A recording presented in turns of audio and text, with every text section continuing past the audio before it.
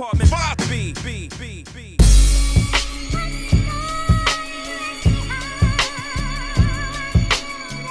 You're now tuned into the Apartment 5B podcast, where we chop it up about hip-hop, R&B, sports, love and life. Hosted by Kill.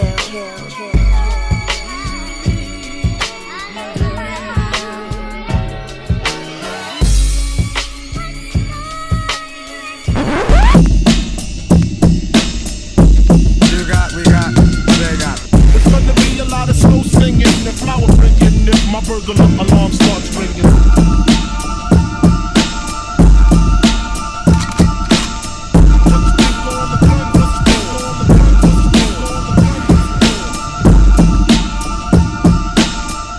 What's good? What's to an Apartment 5B podcast hosted by your man, Kill. I got my squad in effect with me today. I got my brother Neltron out of New Orleans. Glad that you're safe. The family is good, brother. Good to see you, man. Glad to be here, man. What's up, everybody? No doubt. The R&B guru, JR. If you need to know anything about R&B, this is the man that you go to. This is the guru right here. I done got my words mixed together. I called you J-Ru because Guru and J-Ru and all that stuff. They are the R&B guru. If you need to know anything about R&B, that's the man to go to right there. My man J-Pass out of Queens, New York. What's going on, good brother? What's good, brother? How you? I'm great. Yo, bro, did you know that Mint Condition filmed a video for You Send Me Swinging on Morgan's campus? Yeah, I did. Pretty bro. I did not know that, bro. I did. You did. You did? I saw it. Were you there? No, I wasn't there, but I saw the video. I saw the video. Yo, it bugged me out. Calvin sent me that. They was like, they shot the video at Morgan. I'm like, nigga, that video ain't at Morgan. But then he sent me the version. So that shit was crazy. I got my brother out of BK, Avery. What's going on? First time chopping it up with us, good brother. Smoke, man. Excited, man. God, I got the call. I'm ready to rock and roll. Real BK head too. No crisscross over here. Yeah. Nah. Another broken head. Yes. I love it. People was trying to tell me I'm crazy. My brother Rel out of Philly. What's going on, good brother? What's good? Happy to be here as always. No doubt. And my brother Eddie out of LA. What's going on, bro? Yo, I'm good, man. Ready to get into it, man. All right, let's start this. I'm actually glad Porsche ain't here because this would have pissed her off and it would have just messed up the whole vibe of the whole show. So, I'm listening. Now, let me explain this to you before I even say this. I've learned with hip-hop, I need to make a thesis statement before I say it. I don't consider Drake hip-hop. Let's just get that out there right now. I don't consider him an MC. I consider Drake R&B. So when I say things like, I like this Drake album, please don't look at me in that tone of face like JR is looking at me right now. Like, nigga, how can you like nigga threw him to the R&B side, though. You see that shit? Like R&B, I'm just saying, he's not hip-hop to me. He's an entertainer. He ain't no R&B. You don't want him. You don't want him. Nobody wants this nigga. So hip-hop don't want him. R&B don't want him. He's an entertainer. Let me say this. The only reason why I say that is because the second I find out you don't do something, you kind of get removed out of my list. So when I found out he didn't write his rhymes, I was like, there that goes. When I found out Kanye did not do Down and Out for Cameron, Kanye cannot be mentioned in my top 10. And even if he did every other beat, he did not do Down and Out. When niggas used to argue with me back in the day, who better, or Jeff, I'm like, yo, put on Cameron's Down and Out. That nigga did not do Cameron's Down and Out, which now makes me that. Yeah, this other dude, one of his Young Boy producers did. Really? Yeah, and it was like back in the day, he had like a little sample CD out, and he says it. He was like, yo, people always tell me how much they love Down and Out, and I gotta tell them, I didn't do it. I think his name was like Brian Miller or something. Like, if you look up Cam Down and Out, it's known. Oh, I didn't know that. Like, I didn't know that. At that time, he was so big. He was down with The Rock. He's doing the chorus, which sounds better produced by a producer you never heard of, or produced by Kanye West. Of course, produced by Kanye West. So, but just because of that, now I don't know where else the rabbit hole leads to that you didn't do or whatever. So, all that to say is I'm listening to this Drake album, and I won't hold you. I'm singing along with the choruses. The choruses are pulling me in, and it made me think: do we still have hip hop choruses like that? Like, outside of Rubber Bands and Wait with Benny, I can't really think of too many Griselda choruses that you sing along to anything. So we're going to talk about some of our favorite choruses, but then we're going to really talk about our choruses needed. But I want to talk about some of our favorite choruses first and then kind of double back and ask ourselves, would this song be as dope if it didn't have this chorus? So that's what we're gonna start with. I'm gonna set it off. The first one I got for hip hop is Lucini by Campbell. I tell people all the time, if Lucini comes on and you don't get excited, you're the feds, I don't trust you, you gotta leave. My daughter loves that song. Loves that song. Yo, as soon as that come on, this is it, y'all. Like, yo, your hand got to go up in your head. You got to smile. Some type of reaction has to come out of you, or I truly believe in my heart of hearts, you're the feds. Off the top, and here's something that I do for a lot of my girls with my teen set. The chorus I'm gonna go with on the R&B side is Janet's "If," and I've always loved that chorus, but I love the concept of it because what I use it for is to teach my girls. Like, I'm like, let's print out these lyrics. If I was your girl, all the things I do to you, I make you call out my name, I ask you it belongs to. All the things I do to you, but I'm not, so I can't and I won't. But if I was your girl. So not only do I teach that to my young girls who I work with, I teach that to grown ass women. Like, that's the thing. Like, if you can't be giving a nigga all this stuff and you not the girl, like Janet is telling you, I want to give it to you, my nigga. But if I don't get the title, you don't get it. You know what I mean? So I always love the concept behind that. And, you know, most of my girls get it. You know, my girls are young. I work with teens, so they ain't never heard it. But being able to show them the video and kind of walk them through it, like that chorus just makes perfect sense. So those are the two for me. Now, Tron, what you got for yours, good brother? I went with, I'm going to start off with Tupac, Brenda's Got a Baby. Okay. For the chorus, they had Jodeci on there. I think that was right after Father MC. And yo, we could throw a 20-second play right there. I had no idea that was Jodeci. What, on Brenda's Got a Baby? Yeah. That was Jodeci. 100%. Yeah, that was Jodeci. This is why I love Apartment 5B, because I ain't know that shit. Keep going, though. My fault. Yeah, but you know, that song came out, and like we said before on the show, Tupac was just on another level to talk about a girl giving up, you know, getting rid of her baby and stuff like that. So it was just a different song for that time. And for my R&B, we doing hip hop and R&B? If you got one. Okay. My other one is Saturday Love by Alexander O'Neal. Classic. Yeah, so if you don't know that chorus, like you said, you might be the feds or you might be the ops. Everybody knows that chorus. From 2-year-olds to 92-year-olds. Right. Sunday, Monday, you sang the whole week. So yeah, that was my R&B. I need to say one quick thing about that song. That song is one of my favorite R&B songs of all time. The crazy thing about it is Sherelle and Alexander O'Neal sing the exact same verse, but they feel like totally two different verses. Because Alexander O'Neal sings it way better to me. But they say the exact same thing. It's so crazy. It's so crazy. I never even look at that. I never even noticed that either, bro. Look at that. They sing the same verse.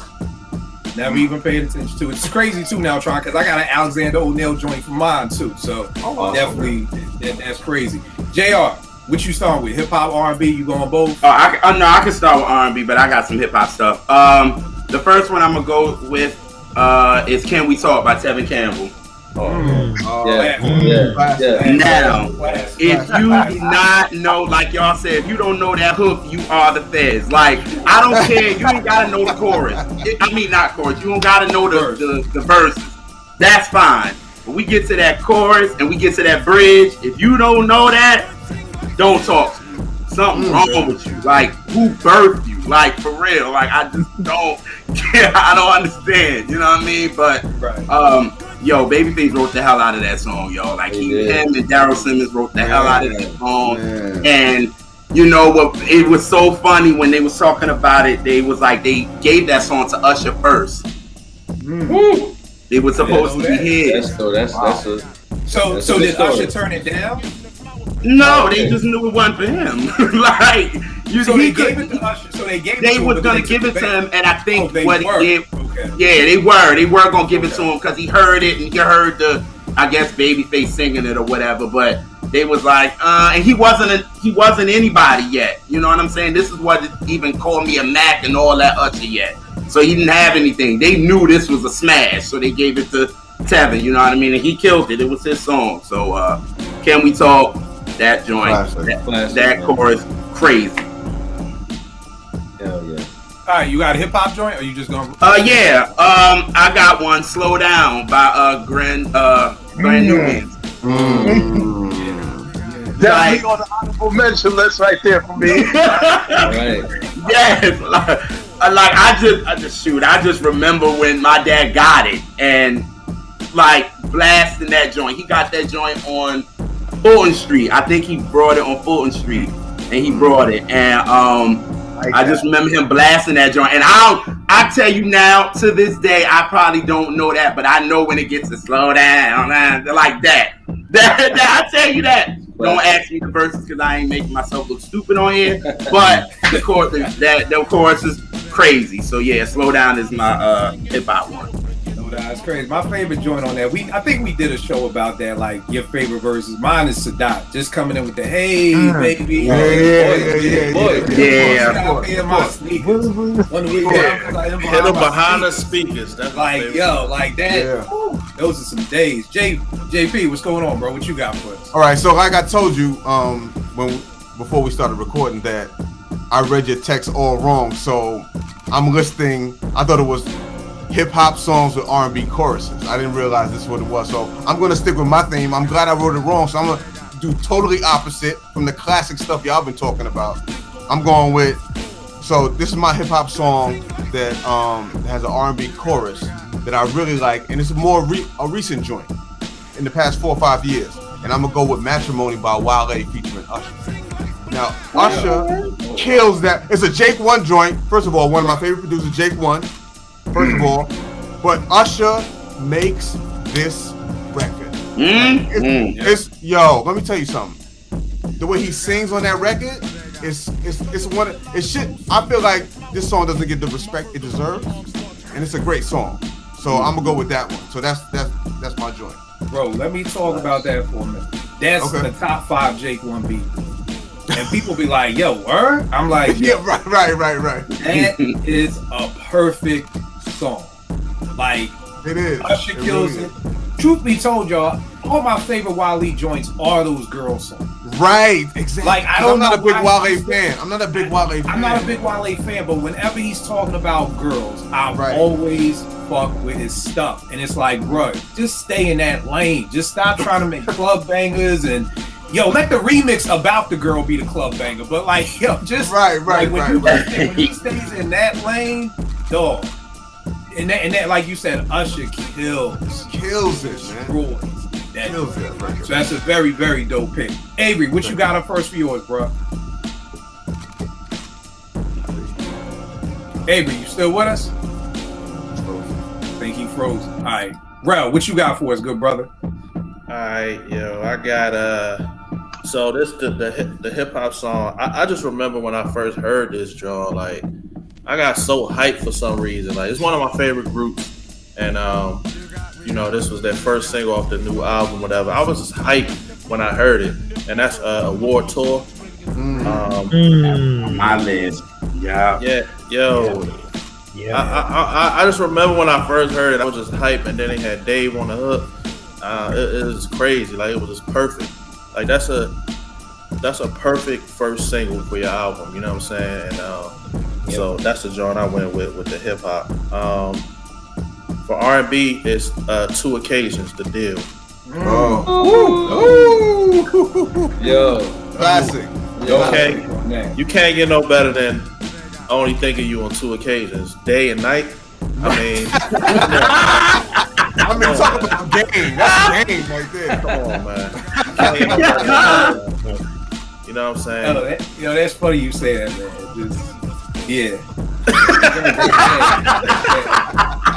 I remember hearing that, like, yo, is this girl retarded or something? Like, she don't know, like, but neither here nor there. Only you, yo. I'm not talking no shit tonight because I had to edit so much out the last show. So you sure did. The whole cocaine thing, like that. You went left. It went left. You went left. I say, yo, you gotta take this out. You said Yeah, something. so- I was like, yo, he. Yeah, when you hit me like, yo, Kill, you said that shit about T. I'm like, let me calm the fuck down. But I will say something about a war tour. Like I feel like Dave gets like underrated when you talk about Dave. Like everybody talk about Pasta News. I think Dave is dope too, and I was happy to hear him on the hook. You know what I'm saying? So yeah. No. I mean, I'm the same exact way, bro. Like, I know Pasta News, I guess, may be more technical and everything, but if you ask me my favorite MC in Daylight, it's Dave. You know what I mean? So that was dope, and it's funny you named that because that's one of those songs I remember where I was at when I heard it. Me, my man Drew, my homegirl Monica and Tasha was coming back from the Timber outlets in Philly, going back to Morgan, and that came on the radio, and like we all was like, oh shit, the new Tribe, and you know what I mean? Like, I that's one of the songs I remember specifically where I was at when I heard that joint. And just like you said, how hype you were coming off of Low End Theory and the Scenario remix and everything to hear something new from Tribe. JP, I know you being from Queens. I know that was like, you know, a proud dad moment right there. Yeah. So that's what's up. Eddie, what you got up for your first joint, bro? All right, so for me, I basically took it the same way J Paz said. I thought it was hip hop songs with R&B hooks, but it's all good. I got a long list, and my first joint I'm gonna go with is the Loungin' remix by LL Cool J.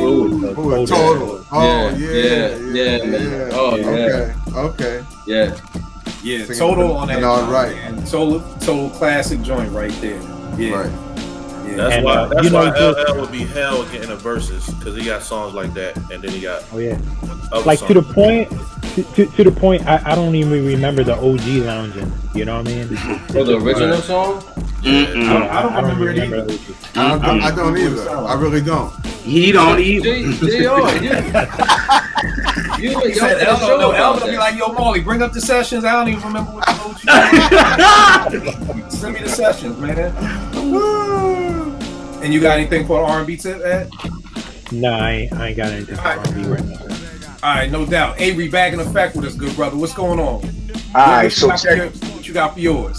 All right, so first of all, listen, growing up in VK back in my days, like R&B was kind of funny. Like it was kind of taboo for dudes to like really be professing that they like R&B like that. My dad was like that. It was more of a shorty thing. You know what I'm saying? That's the only time you could really rock with R&B. You could rock with R&B in your car by yourself, but if your man delivers in the car, we really ain't supposed to ride like that. You really not supposed to ride.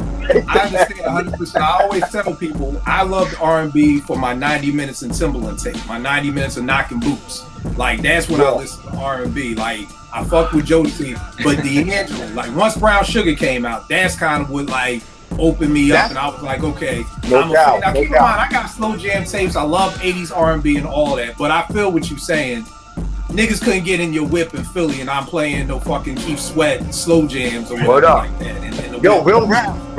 D'Angelo and Dwayne made it okay for dudes to rock around. You know what I'm saying? In the beginning with the R&B. So, but on some hip hop, I hope nobody said this. My first overall is Cream by Wu-Tang. No ifs, ands, buts about it. Like it, you know, in New York, like it was like, yo, when you say, yo, I got Cream in my pocket, it like that substance that took away money. Like nobody nowadays say, yo, I got money. You even say, yo, I got bread, I gotta get this cream. Whatever it is, like that staple of cream it sits here. It resides in NY. My other joint is real left. My other joint I would say is Respiration by Black Star. And the reason why I'm gonna say that is because I'm a real lyrical head. You know what I'm saying? Like as far as hip hop, I'm real lyrical. I'm real like dudes gotta be like tacticians on the mic, right? So Respiration to me was like the real first poetic hook that I heard in my life. Like really poetic, really deep. You gotta take a listen. Like it was really like New York at the time. So I think for me, Respiration is like that's like one of those unsung classics that most people are not even gonna identify with. Obviously, if I had a third one, I'd go with Can I Kick It Well, hold tight. by Tribe. We gonna keep it. We gonna go around. I got a smorgasbord of stuff. So, but definitely that Cream joint is perfect, man. Not to mention the video is that's just a time and space for me. Like when Cream was out, and so many dope memories. At that time. Next joint I'm gonna go with is Simon Says by Pharoah Monch.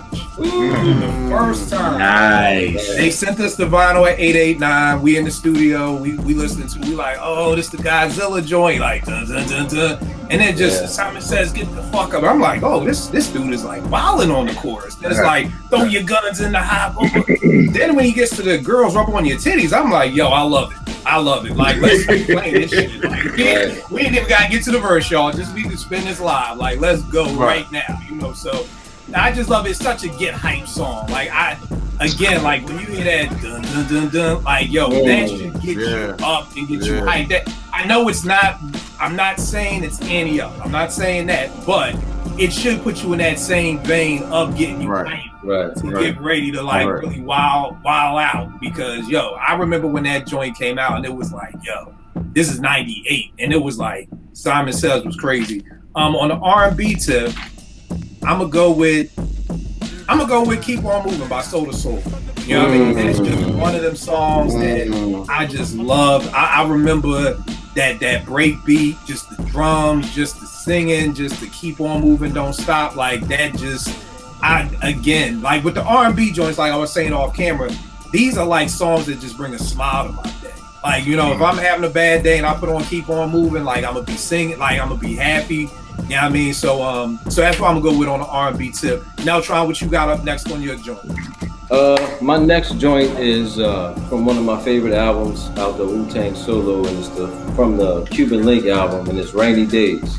As far as my hip hop, that beat. I mean, being from New Orleans, bro, a lot of cats wasn't listening to Wu-Tang. They was like, them dudes are crazy. You need to be on this Cash Money No Limit. So I'm like, Cuban Link really was like the bar. I'm like, this is one of the best Wu solos. But Rainy Days, the way they describing how hard it is and the struggle that they're going through. And then she's singing, I think that was Blue Raspberry on the hook. So yeah, that's my hip hop pick. And my R&B pick is Pretty Brown Eyes by Mint Condition. There you go. Right. Yeah. I mean, what can I say? That song, the instrumentation, that band, they still together. So that's the only band we probably still have left for us. I mean, from our generation. There's new bands out, but yeah, Pretty Brown Eyes just really put them on the map. That song sets off with the drums like that. The way it comes in with the drums, it's almost like, it reminds me of how Primo did with J. Rule's The Original. How the original started with the drums. You know what I mean? And it's like, boom. It's like just got that groove to it, and then it just goes right into the sample, which is a J. Rule song I think nobody talks about. Dirty Rotten Scoundrels was hard as hell when that joint dropped. You know what I mean? I know it wasn't bigger than Come Clean, but that was a banger. So them Pretty Brown Eyes drums are just, and I mean, classic song, man. Mint Condition. Yeah. How can you go wrong with that? I was just listening to Stokely got a new joint out too that I've been vibing to. Man. What, like new? Yeah, new, like just dropped on Friday. Yeah. All right, I never heard of something new out. Yep. Okay. So definitely check that out. Somebody hit me up Monday morning like, "OG, check out this new Stokely." Nigga, that's all you had to say to me. JR, what's for you? All right, so I'm gonna take it to 2009, and this chorus y'all gonna probably know why it's a favorite of mine. I'm gonna say "Blame It" with Jamie Foxx and T-Pain. Okay. All right. Blame it on liquor. I understand, good brother, with your World Cup. That was a huge record. Huge record. That was my senior year in college, so I'm leaving. What? I got a song I can blame it on? Like, I'm good. Like, anything I fuck up with, I can be like, blame it on this, and I can sing the chorus to you. I'm good. You know what I mean? So, that joint, and my hip-hop joint, I said Sky's the Limit by Big. Yeah. That video was fire. Was dope. Right? Yeah, with the kids. Yeah, that video was dope. But just the chorus using that Bobby Caldwell "My Flame" sample too. So that chorus is just dope. Like for real. And we all know Big killing that joint. So that's That was one of my hip hop joints. Yo, JP, we getting old, man. If JR is graduating college when Blame It on the Liquor came out, bro. Yeah. We're getting old out here in these Twitter streets. That is the facts, for real. Yo, I tell you, man, you get old, you get around people, everybody working, everybody doing what they do. You forget niggas be like 12 years younger than you. Like, man, like, but it's a blessing to get old. No, it's a blessing. I mean, I always said you can either get old or die. So right. Whichever one you prefer. So, Right. All right, J-Pass, what you got up next? So sticking with my theme of the hip hop song with R&B choruses, I'm gonna go with one of my favorite gangsta joints, Royalty, featuring Casey and JoJo. Wow. Yo, when we think of the term hip hop soul, that's what I think of. That those type of vocals on that type of primo beat. That's what in its rawest form. That's what I think about. Hearing Casey singing over a primo beat. Come on, fam. Come on. What are we talking about right now? So I wonder why they didn't work together. Like Jodeci didn't work with Primo more. That would have been. Oh, never mind. Funny story. Okay. Because I love the song, number one. Let me say that. Thesis. Right. I love the song. They send me the vinyl at the station, and I see Gangstar featuring Casey and Joe. And He tells the story. I'm like, God damn, even y'all niggas is selling out now too? Like, 'cause this is around the time when a lot of people was getting R&B choruses, and I'm just like, Gangstar. I hear it, I love it. Right. Gangstar comes down and takes all the radio folk out to lunch at Dave & Buster's. So I get in Google's there, I'm like, bro, really? Like, Casey and JoJo? Like, why, my nigga? And he was like, and this opened my eyes up. He was like, because they cool as shit. They get drunk, I get drunk. They get high, I get high. They fuck bitches, I fuck bitches. Nigga, we fuck with each other.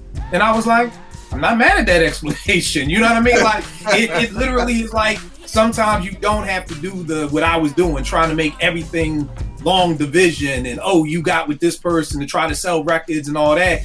And it was just like, yo, we was kicking it one day and we was like, yo, let's make that happen. Like, you know what I mean? It wasn't strategic. It was just it wasn't strategic. It was on some shit. And he said, yo, I'll keep it a buck. Like, yeah, we do have to have a radio signal. You know what I mean? But if you're gonna do one, wouldn't you want it done like this? Right. You know what I mean? Like, what you want it done with a real primo beat, not, you know what I mean? No puff shit where you just looping something. And again, it just made me like sit back and just feel stupid. Like, damn, man. Like, yeah, when you put it like that, you right. You know what I mean? And then Discipline came out and he said the same thing. He said, yo, Preem do shit. I was talking to Preem and he was like, yo, I do all the shit with Puff and Bad Boy. Soda was around, like, yo, let's get, Discipline. I mean, whatchamacallit, Royalty did dope. Rock with some I love Discipline. I love Discipline too. I love that. So again, it's one of those times when that's what I mean by I was blessed during those 93 to 2000 years to be able to do radio and be able to have these conferences. Like the same way I am now, y'all, is the same way I was back then. It ain't no cut card just because I'm with Google and Primo. I'm not going to be like, I'm like asking them real shit. Like, yo, man, I think that was kind of like a sucker move right there. It's like, nah, nigga, like that wasn't it. So, yeah, that is a very dope song. And like you said, it's perfect. Like, they killed it. The beat was dope. You can't be mad. You know what I mean? Like I said, was mad at it when I saw the title. Couldn't be mad at it after I heard the song. And the thing about it, it was their song, so it was in raw. It wasn't no extra keys or chords or nothing. It was just the primo beat and Casey and JoJo singing over that shit. And it made sense and it felt right. Right. And that's why I love it.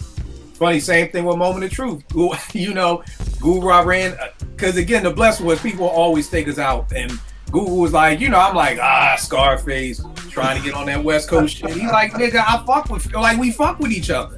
And it makes you forget, like, sometimes doing the work that I did jades you to just always people seeing the strategic marketing standpoint of it. And you sometimes just get away from, I mess with you, you mess with me, let's go make a song together type thing. And it's like, nigga, Primo from Houston, remember, nigga? And I'm like, right, my nigga, like, okay, it's me overthinking stuff and everything like that. So, very dope pick, JP. Avery, what you got up next for yours, brother? Wow. All right, so my next joint, obviously, the New York in me is gonna go with Shook One's Part 2. Without question. Like, I know, like, yo, I remember when that joint hit the airwaves, and it was kind of like, can they play this joint on the radio? Yo, Policy just said he's gonna kill you, man. Like, you know what I'm saying? So, Shook Ones was like monumental. You know what I'm saying? That stopped the world for a second when Shook Ones came out. Definitely Shook Ones. I know this is real left, but we talking about Preem, and yo, anybody on this line know already when Mass Appeal drops, like, I'm like, yo, oh yes, it's a scratch hook, but you know what time it is. You forget that that's the youngsters in the background. You know what I'm saying? You just know that Primo, if y'all watch, he got that little podcast he puts out now, with the little that tapes. Right. It's incredible. Like how he said he had to make sure that joint was on time on the DAT tape. You know what I'm saying? As far as timing was concerned, it's crazy how, again, technically, how Primo puts together things. So for that song, to me, I think that's like damn near, that's hip hop nostalgia right there. You know what I'm saying? When Matt, you talk about how Primo starts joints, when Mass Appeal drops, you know, to drop it on a particular word, money's going like, and then come on, man. Like, yo, that classic right there, classic. So I definitely got Mass Appeal to me. When I think of classic New York, especially in the 90s, I think of Mass Appeal. It's a couple songs that come to mind, and Mass Appeal, even the video, when they out on the beach with the joints, with the coats on and everything. Coney Island Beach, no doubt. It just screams, you know, New York. The other thing about Mass Appeal, I was saying this to my guy the other day. To me, Primo is the best, dopest to ever scratch a chorus. You know what I mean? We was talking about that. We was talking about that. It's like, you know, other DJs are better. Like, I think Jeff may be technically better, or Scratch may be better, but when it comes to scratching an actual chorus, I think Preem had it, because Preem, at least in those that 93 to 99 era, they were perfect. You know what I mean? To the point that they even had, I don't know if y'all saw it, they had like a Primo challenge where you had to recreate his scratch the same way he did on Mass Appeal. You know what I mean? So just like, you know, the same way, JP, I don't know if you saw, they had like a Jasmine Sullivan run contest. Like, could you do this run that Jasmine Sullivan did? And all the singers were trying to do the run that Jasmine did. Right. They were doing the same with Primo. Like, yo, recreate the scratch from Mass Appeal. And like, they had to do it. I mean, and this going back to Step in the Arena Primo. You know what I mean? Check the technique to, you know, just to get a rep. All the scratch choruses, like, he's just, again, Jeff may be a doper DJ, but when it comes to scratch a chorus, I think Primo's the OG go to that right there. Eddie, what you got up next to, brother? All right, so this round I have two. I got a hip hop and I got an R&B joint, and they're connected, right? So for my hip hop joint, I'm going with "Got Me Waiting" by Heavy D with Crystal Johnson on the hook. So love that joint. I mean, that's just a feel good joint. You know what I mean? Heavy D, you know, we always got to give him his flowers any chance we get. I mean, anytime, like you know, kind of related. It's not the song, but you know, like when I posted that Monifa 12-inch and started finding out how involved Heavy D was. You know what I mean? So Heavy D was just all around, like, from being an artist to being a producer, you know, being an exec, whatever, man, he was just amazing. But that joint is dope. I love that hook. You know what I mean? Great to sing along to and all that. But my R&B joint that I said is connected, it's Soul For Real, Candy Rain.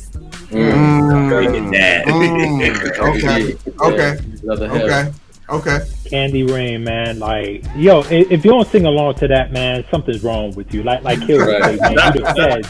If you ain't singing along to that, if that come on, like, I don't care if you with your boys.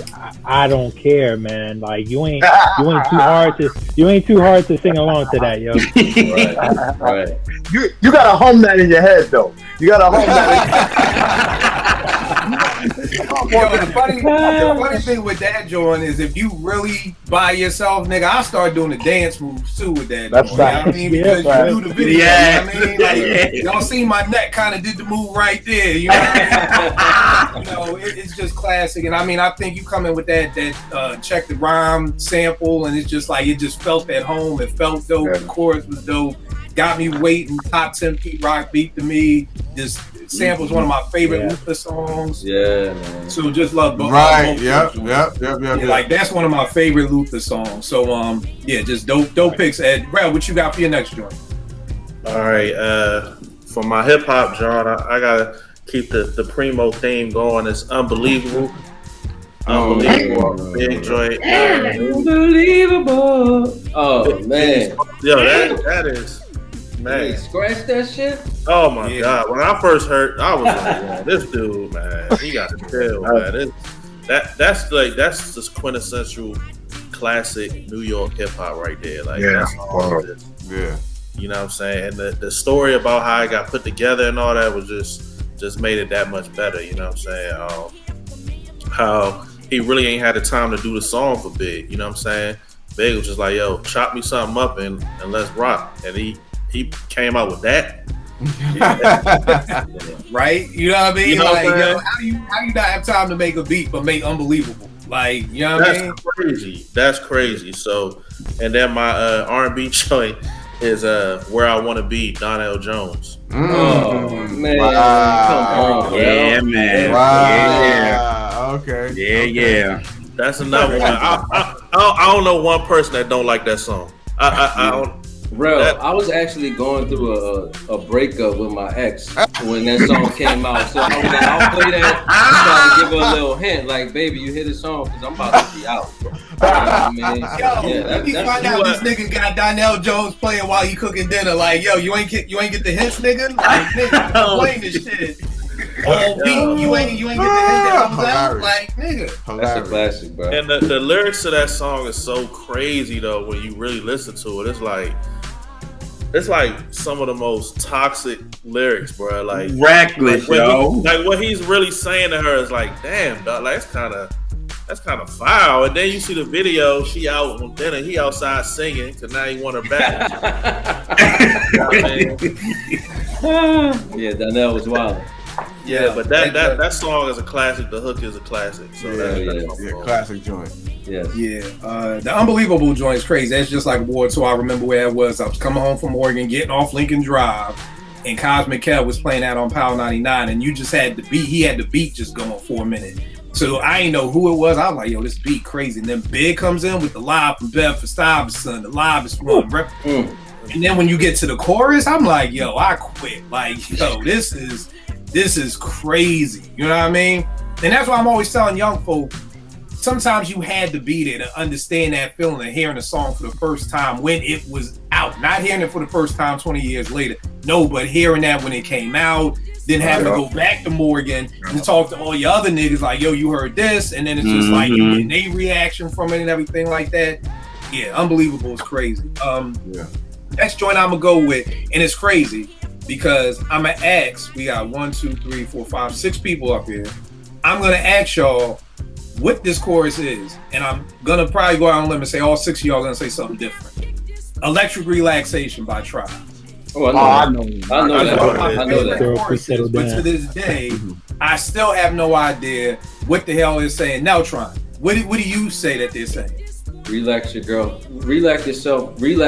girl. Please settle down. 100%. Okay. 100%. Yeah. 100%. That's it. That's what it is. Right. That's what it is. And I learned that like That's a what- couple, what it like sounds maybe like. 5 years ago. Okay, well, see, I had no idea to this day. I just mumble that shit because Like, That's you know, real, though. You know how black people will make up some motherfucking words. right. You know what? We gonna change every. Yo, I could come to each one of y'all houses and y'all each have 6 different ways to play spades. So yeah, you know, black folk, we gotta switch stuff up. I just never knew what it was. You know what I mean? And people would say stuff, and I'm like, I don't know if that's it, but cool. So all right, but that's what it is. That's good money. I found that out. For the R&B side, I got September by Earth, Wind and Fire. It's just, you know, classic 80s, just, you know, again, how can you not love September? How can that song come on and not bring a smile to your face, not be happy, not want to sing along with it, not want to be at a barbecue or, you know, doing something? So those are my next joints up. Neutron, what you got up next? For hip hop, I'm gonna take it down south and go with Goody Mob. They Don't Dance No More.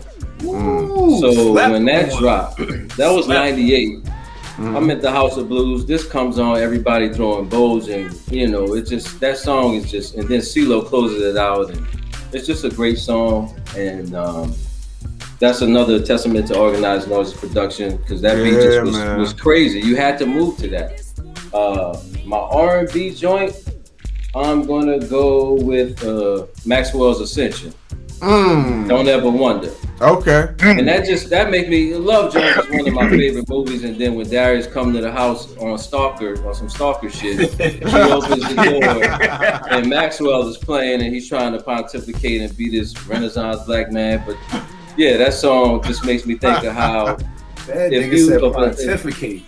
if a dude just pop up at a girl house with a CD and that's on some stalker shit. But yeah, Maxwell's Ascension, that whole album is just ridiculous, man. Yeah, crazy. The crazy thing about that They Don't Dance No More, I was living in Atlanta when that dropped. I think being in Atlanta made me appreciate that song so much more than if I wasn't in Atlanta. If I wasn't in Atlanta, I'd probably be like, that's all right. But being in Atlanta and hearing and I lived in Decatur, Atlanta. I didn't live in nice Atlanta. I lived in Decatur, Atlanta. Straight from the jet. Yeah, seeing and just being there when that dropped, it just made me really love that Still Standing album so much. I mean, Black Ice, there's so many dope joints on that album. But definitely dope picks. Gerald, what you got up next, brother? All right, I'm gonna start with my hip hop one first. I'm gonna say the Brooklyn Brownsville Boys. I'm gonna say MOP Cold as Ice. That hook, and using that foreign Cold as Ice joint, the way they did that, crazy. I remember hearing that. I think was it Flex was the one that played it?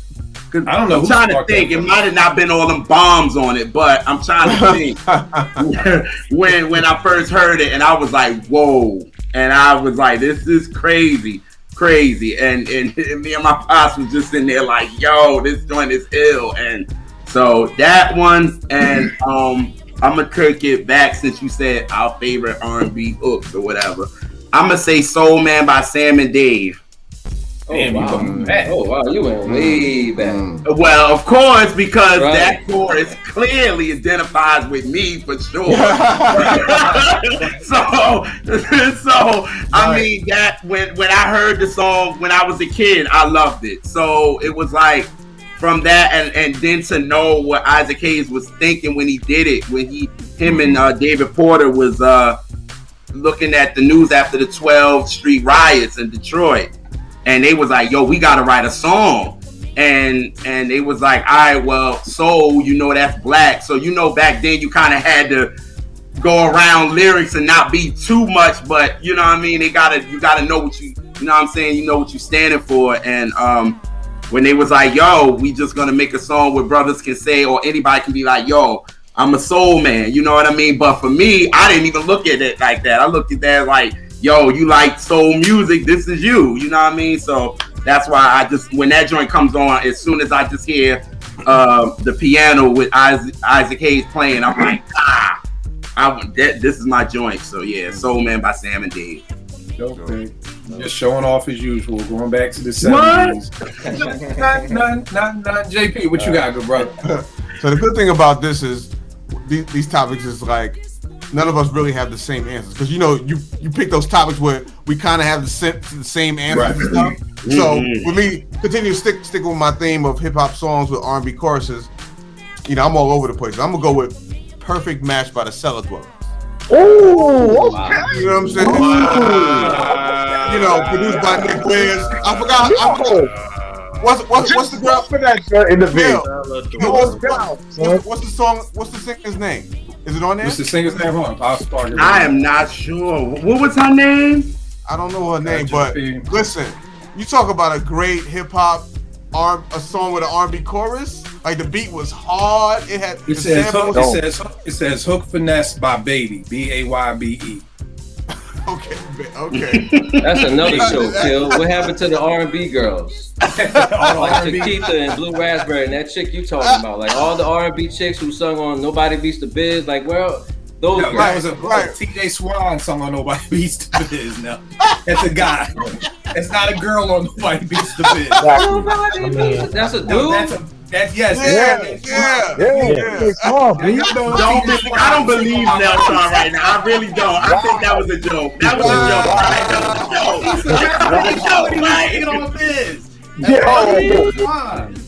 Wow. It's all good.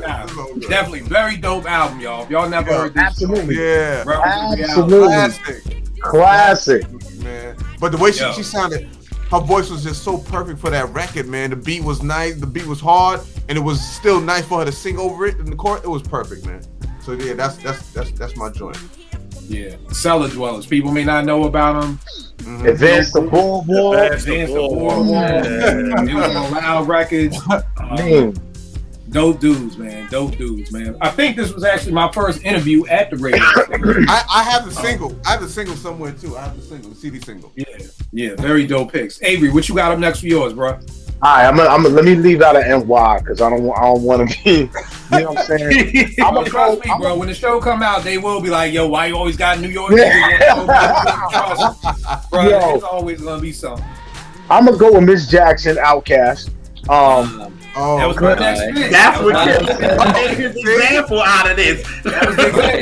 Here's the thing, though. With that joint, like I was never an Andre 3000 fan until his verse on that song. Like, much respect to Big Boy. You know what I'm saying? But I believe the song started Andre 3000 verse, and after that song, that was it. But the hook in itself, like, that's synonymous with, dudes on child support, whatever the case is, you know what I'm saying? So, Miss Jackson was like the I'm on child support theme song. You know what I'm saying? Like, that's what it was. So, I definitely go with Miss Jackson. My next one, too, I gotta say, Passing Me By the Far Side. Okay. That Quincy Jones sample. I never liked Cali dudes just rapping wise. I was never really a big Cali dude fan. And I heard the Far Side, I was like, this joint is alright. This dude singing on the hook. Right. But it's the catchiness of the hook and the genuineness of the hook. This wasn't no poppy stuff. It wasn't like, we doing this to sell records. It was like one of those first records you can identify, this was just dope. You know what I'm saying? Mm-hmm. So Far Side by far, Passing Me By far is classic. Yes. Very classic. Dope song. Dope song. Hey, man, before I get into mine, I got a comment because like that Outkast Miss Jackson, like I always have a memory like of my wedding day, and my wife Jazz, she's in the video like singing the hook to Miss Jackson on camera.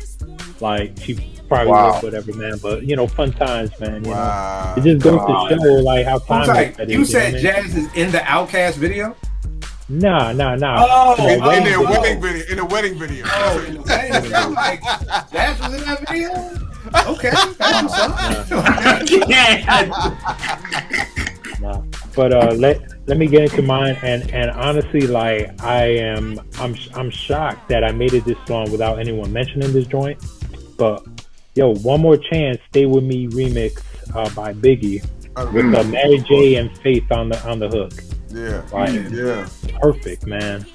And it always gets me because I got another one on my list with two singers on the hook, but it always kind of gets me like, how do you figure out like that's the right combination, for the hook, like because usually it's just one singer, but to get two and it works so perfectly, right? That's true. Really dope. That's true. Mm-hmm. And the funny and having all the different R&B singers sing their parts in the video, like Aaliyah sung it, Miss Jones, Mary, they were all singing. You know what I'm saying? So it was interesting. Yeah, that's dope. I always figured like maybe they was having a session, everybody was in the studio, and it was just like both of them was just singing, and Pop's like, "Yo, you just going in." Oh, you talking about One More Chance? Yeah, I was saying that may have been it. With because Chucky was it was Mary. The facts. Go ahead, JL. You have the facts. Go ahead. It was Mary first, but it wasn't done. So they just gave it to Big and was like, "Yo, take it," because it should have been on the My Life project. But it didn't make it. It was supposed to be. It was supposed. That's why they put One More Chance, Stay With Me, because it was supposed to be Stay With Me, and it was supposed to be Mary on My Life. And that would have fit right on My Life. It would have fit. So it didn't. Right on there. Yeah. It didn't. They didn't finish. So when Puff was like, I need something with one more chance. He heard it, was like, let's get this to Big. And of course, y'all know Faith is dope when it comes to backgrounds and singing hooks. Mary was on it, keep her on it, then throw Faith on there, because you know Puff always wanted a way to debut his artist. So you throw Faith on the hook, Mary's on it, and Big. There you go. Dope, man. Yo, That's why we got the R&B guru on here, if I can add on, I gotta be honest with y'all. I hated that version. Thank you.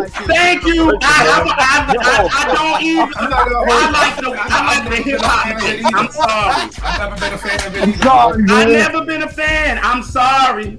I mean, it was cool. It was cool, but I never loved it like everybody else loved it. You know what I mean? I like the hip hop mix better. I love the original. I love the original one too, but y'all niggas is crazy. That Come on, y'all. Are you serious? Crazy. Y'all niggas is crazy. Wilding right now. You wilding. That song is so dry and corny. Are you serious? Listen. No. I love the original too, but come on, man, it's no denying. No, I don't even like the original. Like the hip hop mix. Crazy thing. Here's the crazy thing. I like the hip hop remix to One More Chance. Right, that's the one I like better. With the crazy dropping sign joint. Yeah. I like that better than this. I mean, I loved it for what it was video wise. I love the video more than I love the song. You know what I mean? Agreed. I may be a undercover cop because y'all may feel like that. Like if you don't smile when this song comes on, y'all may want to put the weed and I'm a little disappointed. I would agree. I would agree that I like the hip hop remix more, but as far as like the hooks, like if we talk about the hooks, I feel like the Stay With Me remix, like that hook is perfect. Like, I mean, I think it's a dope song. I think it's a hip hop song. I'm just not like a fan of it. It's like, yo, you see a shorty, you got her. I mean, she fly, but that ain't my steez. Like, so it's nothing. I get it. Like, I'm not saying I get it, but I don't. But I get it. I don't. So let me go to my R&B joint real quick. But you know, I get it. You know, you gonna I love y'all my brothers. I love y'all, but I let me get into my R&B joint real quick to change the subject. My R&B joint is See You Next Lifetime by Erykah Badu. Oh yeah. Oh, man. That video. Yeah. Pete Rock. Yeah. Like that's like, you know, I mean, I don't do the whole incense thing, man, but when I hear that song, I want to just like dim the lights, have incense burn. You don't burn no sage, Eddie? You don't be burning no sage nowadays? You gotta burn that sage, man. You ain't go to Howard, man. You ain't have no locks back in the day, man. Yo, who produced that record? Who produced that record? Chakras and all that, yo. Who produced that record? Eddie, you know who produced that record? Hold up, I'll check. Was it? It wasn't Dre and Vidal or nobody like that, right? No. It wasn't them. It says Roots. The Roots. Oh, okay. Nah, they didn't do it. It wasn't the Roots. It was Tone Backbone. Yeah, Tone Backbone. Damn, JR. JR has the facts. Because I was like, wait a minute, because I know the Roots did other stuff, but I know they didn't do that. I'm thinking other side of the game. Yeah, that's what they. Yeah. Okay. That's another killer. That's a great record, Eddie. Great record. Yeah. Love that. Rel, what you got up next, bro? So you know, I had to give my favorite rapper of all time some love. So Life's a Bitch is my pick. Killer. I see that nice shirt. Yes, sir.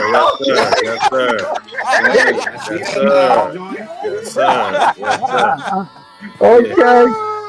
You know that was coming. So AZ killed that shit. Oh my God. AZ. The thing about that song, man. The thing about that song, man. AZ, like that was the first time you really was hearing him, and he killed it. And then like Nas's verse is so relatable to like what you were going through at the time. I know for me, like I wake up early on my born day. You know what I'm saying? He got quotables in it that joint that like resonate. You know what I'm saying? So and then the hook, you know, life's a bitch. Then you die. That's why get high because you never know when you're gonna go. I mean, come on, like that's undeniable right there. And my second one, this is actually a hip hop song with an R&B chorus, and the chorus, I mean the lyrics and the song is great to me, and I couldn't remember who sings the chorus, but he killed it, and that's "Love You Better," LL. No, that ain't Pharrell.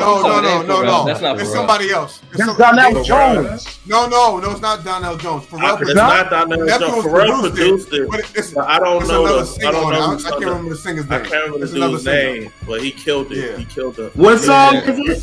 I'm gonna love you better. Love you better. Love you better. That was a hit. Mark Dorsey. There you go. God. JR with the facts. JR with the facts. Look at the brain. Y'all don't even be paying attention. Like, what song are we talking about? Oh, that's Mark Dorsey. I'm sorry. Noise. Father that's took Mark to his aunt's house, and then he grew up on the south side of Chicago. And that's when he first learned soul music. And that's when he signed Clive Davis. But then when Clive had Alicia Keys in him, then they had to pick Yo, be quiet. JR will give you a nigga whole bio just off the top. Mark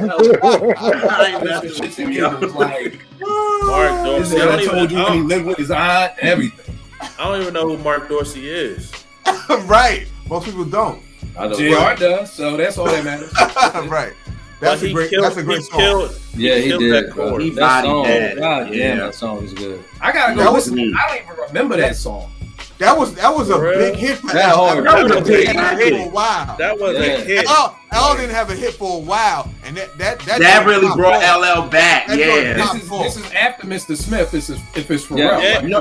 This is before. Oh no, you're talking about after. Yeah, that was after. Yeah, it was after. This is way. This is way. This was the 10 album. Mr. Smith was 97. So yeah. This is 2002. Yeah. Was that Phenomenon? Yeah. No, it was after Phenomenon. It was after Phenomenon. Okay. All right, I gotta listen to this joint. It's called "Love You Better." I'm sure I heard it. I just can't. You heard it. Oh yeah, you heard it. You gotta turn it up real loud too. That's what, I know why Rel picked the hook. The hook is crazy. The hook is crazy. Yeah. All right, no doubt. The next joint I'm gonna go to Philly with Rock the Mic with Beans and Freeway. You know, I got what it takes to rock the mic, right? Yeah. Please watch what you say. I'll chill it out. Oh man. So rock the mic like that. You know, I heard that again. One of them times I remember hearing. I was on 52nd Street in Philly, going to my pop little 50th birthday party. God, that's gotta be. Nigga, I'm about to be 50. I don't know. It was one of his birthday parties out on 52nd Street out West Philly. And that came on the radio. I was like, yo, this crazy. Like Beans and Freeway on it together. It was like, this crazy. R&B joint. Some folk have heard of it, some haven't. Jane Child, I Don't Want to Fall in Love. Oh yeah. Oh yes. You know what I mean? Oh yes. I Don't Want to Fall in Love. Love Cuts Just Like a Knife. Like, yo, you throw that on. Again, just all these R&B joints are just joints. Teddy Riley remix, of course. Smile to my face. Yeah, The Teddy Riley remix. Teddy Riley remix. Not that original stuff. I like the original. I like the original. I like the original. Oh, bless your heart. Bless your heart. JP ain't gonna answer my calls no more after the night. Between this and one more chance, it's a wrap. Niggas I'll be going to voicemail from here on that. Yeah, so those are the two I got. Now, Tron, what you got up next, bro? Hip hop, I got Some Village, Fantastic Voyage got so many songs with choruses, so I picked Tell Me with D'Angelo. That just because D'Angelo, I think that was right before he did Voodoo, but Tell Me, and my R&B is going to be Alone by Jodeci on the Diary of a Madman. I don't know if y'all familiar with that song. Yes. I'm very familiar with it. Yes. Yeah. I'm like Avon when Marlo came. I know Marlo real well. I know him real well. Yeah, I do. Now I'm trying I don't know if y'all heard it. No, I've heard it.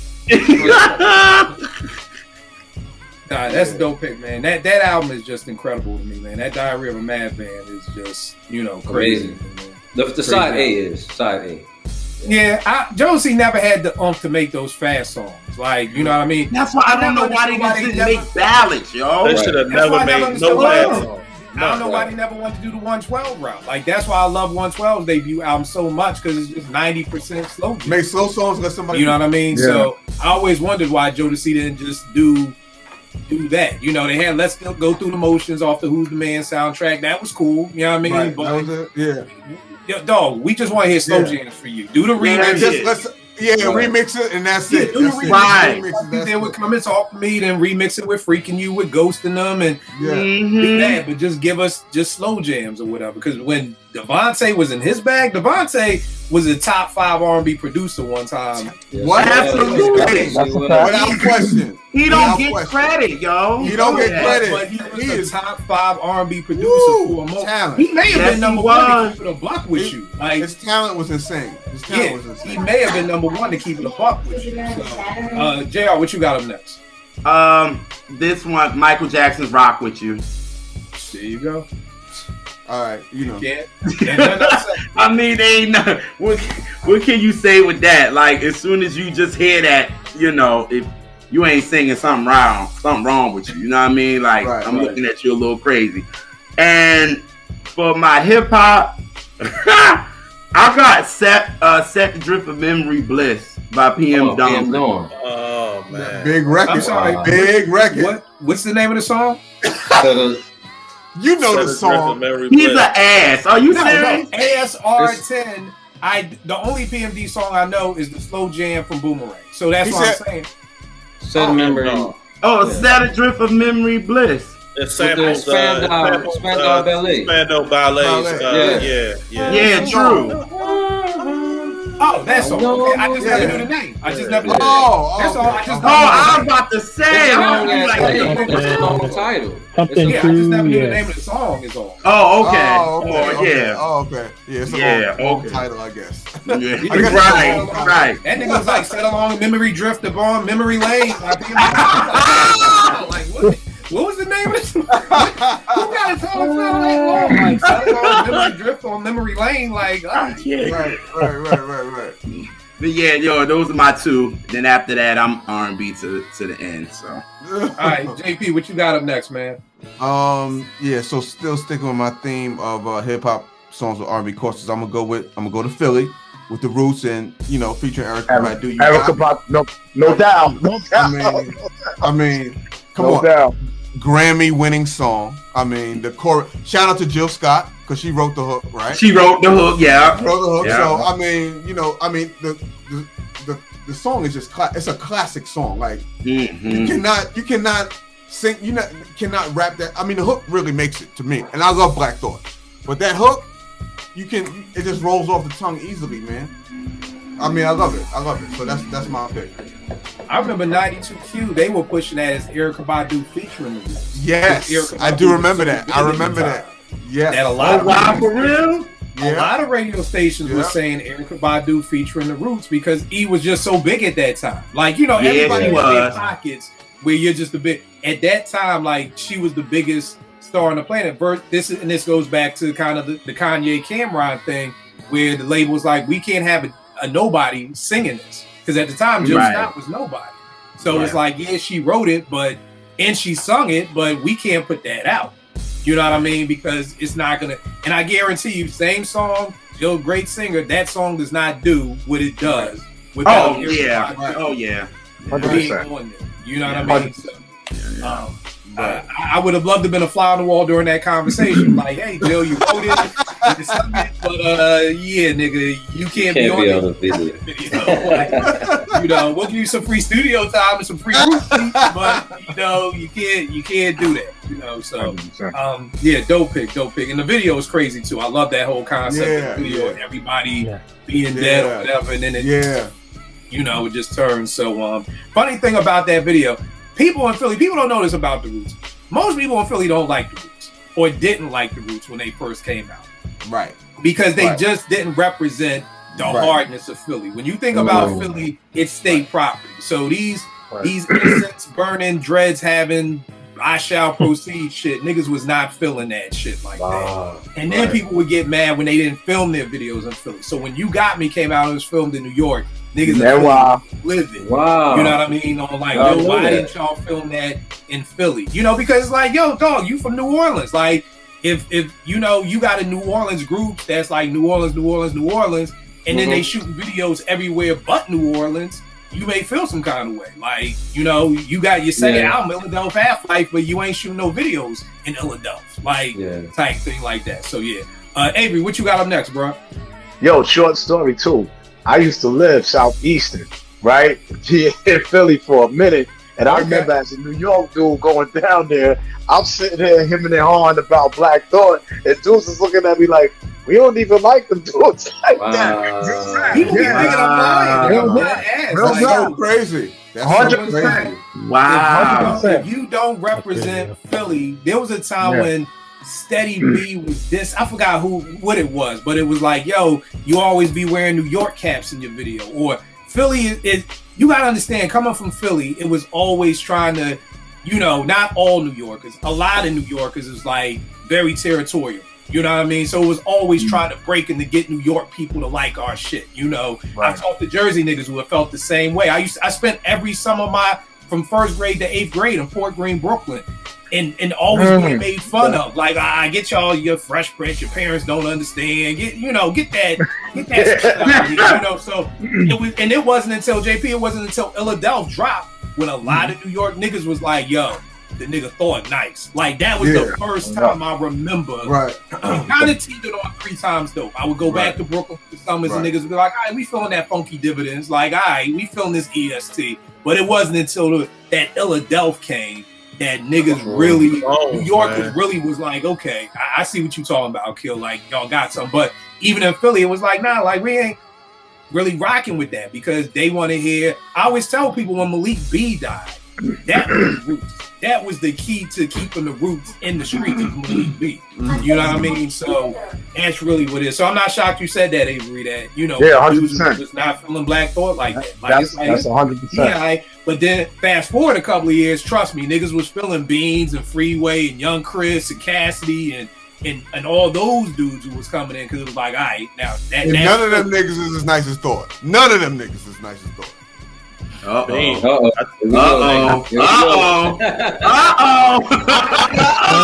I'm just speaking to me. I'm just speaking for how I feel. I would take Beans over Thought any day of the week, and it's not even close to me, bro. I appreciate that. I can appreciate it. I might have to tell you. I think Thought is alien level like lyricism. Exactly. I don't know, man. That guy. Here's the thing, and it's like I always say. We all, music speaks to us all differently. Number one. And then number 2, different things attract us. I always bring everything back to relationships. The person that somebody marries, somebody else is like, what the fuck you marry her for? Somebody else is like, what the fuck you marry her for? Like, we attract different things. Like, to me, Thought doesn't, for me, I'm into storytelling. I want to hear some stories. I want to hear $150. I want to hear, you know, niggas bleed. I want to hear, you know, a friend or foe. Thought is not going to give that to me. Thought is going to bar me. If I just want that person to say, yo, go in this battle and just bar this nigga for 15 minutes straight, nigga, first nigga I'm calling is Black Thought. Like, without a shadow of a doubt. If I always would say this, and it's funny, Avery said Miss Jackson. I always give this example. You could have Outkast in one studio, The Roots in another studio, and say, make a song about dealing with your baby mother. Outkast gonna give you a hit like Miss Jackson. You ain't gonna know what the fuck The Roots talking about.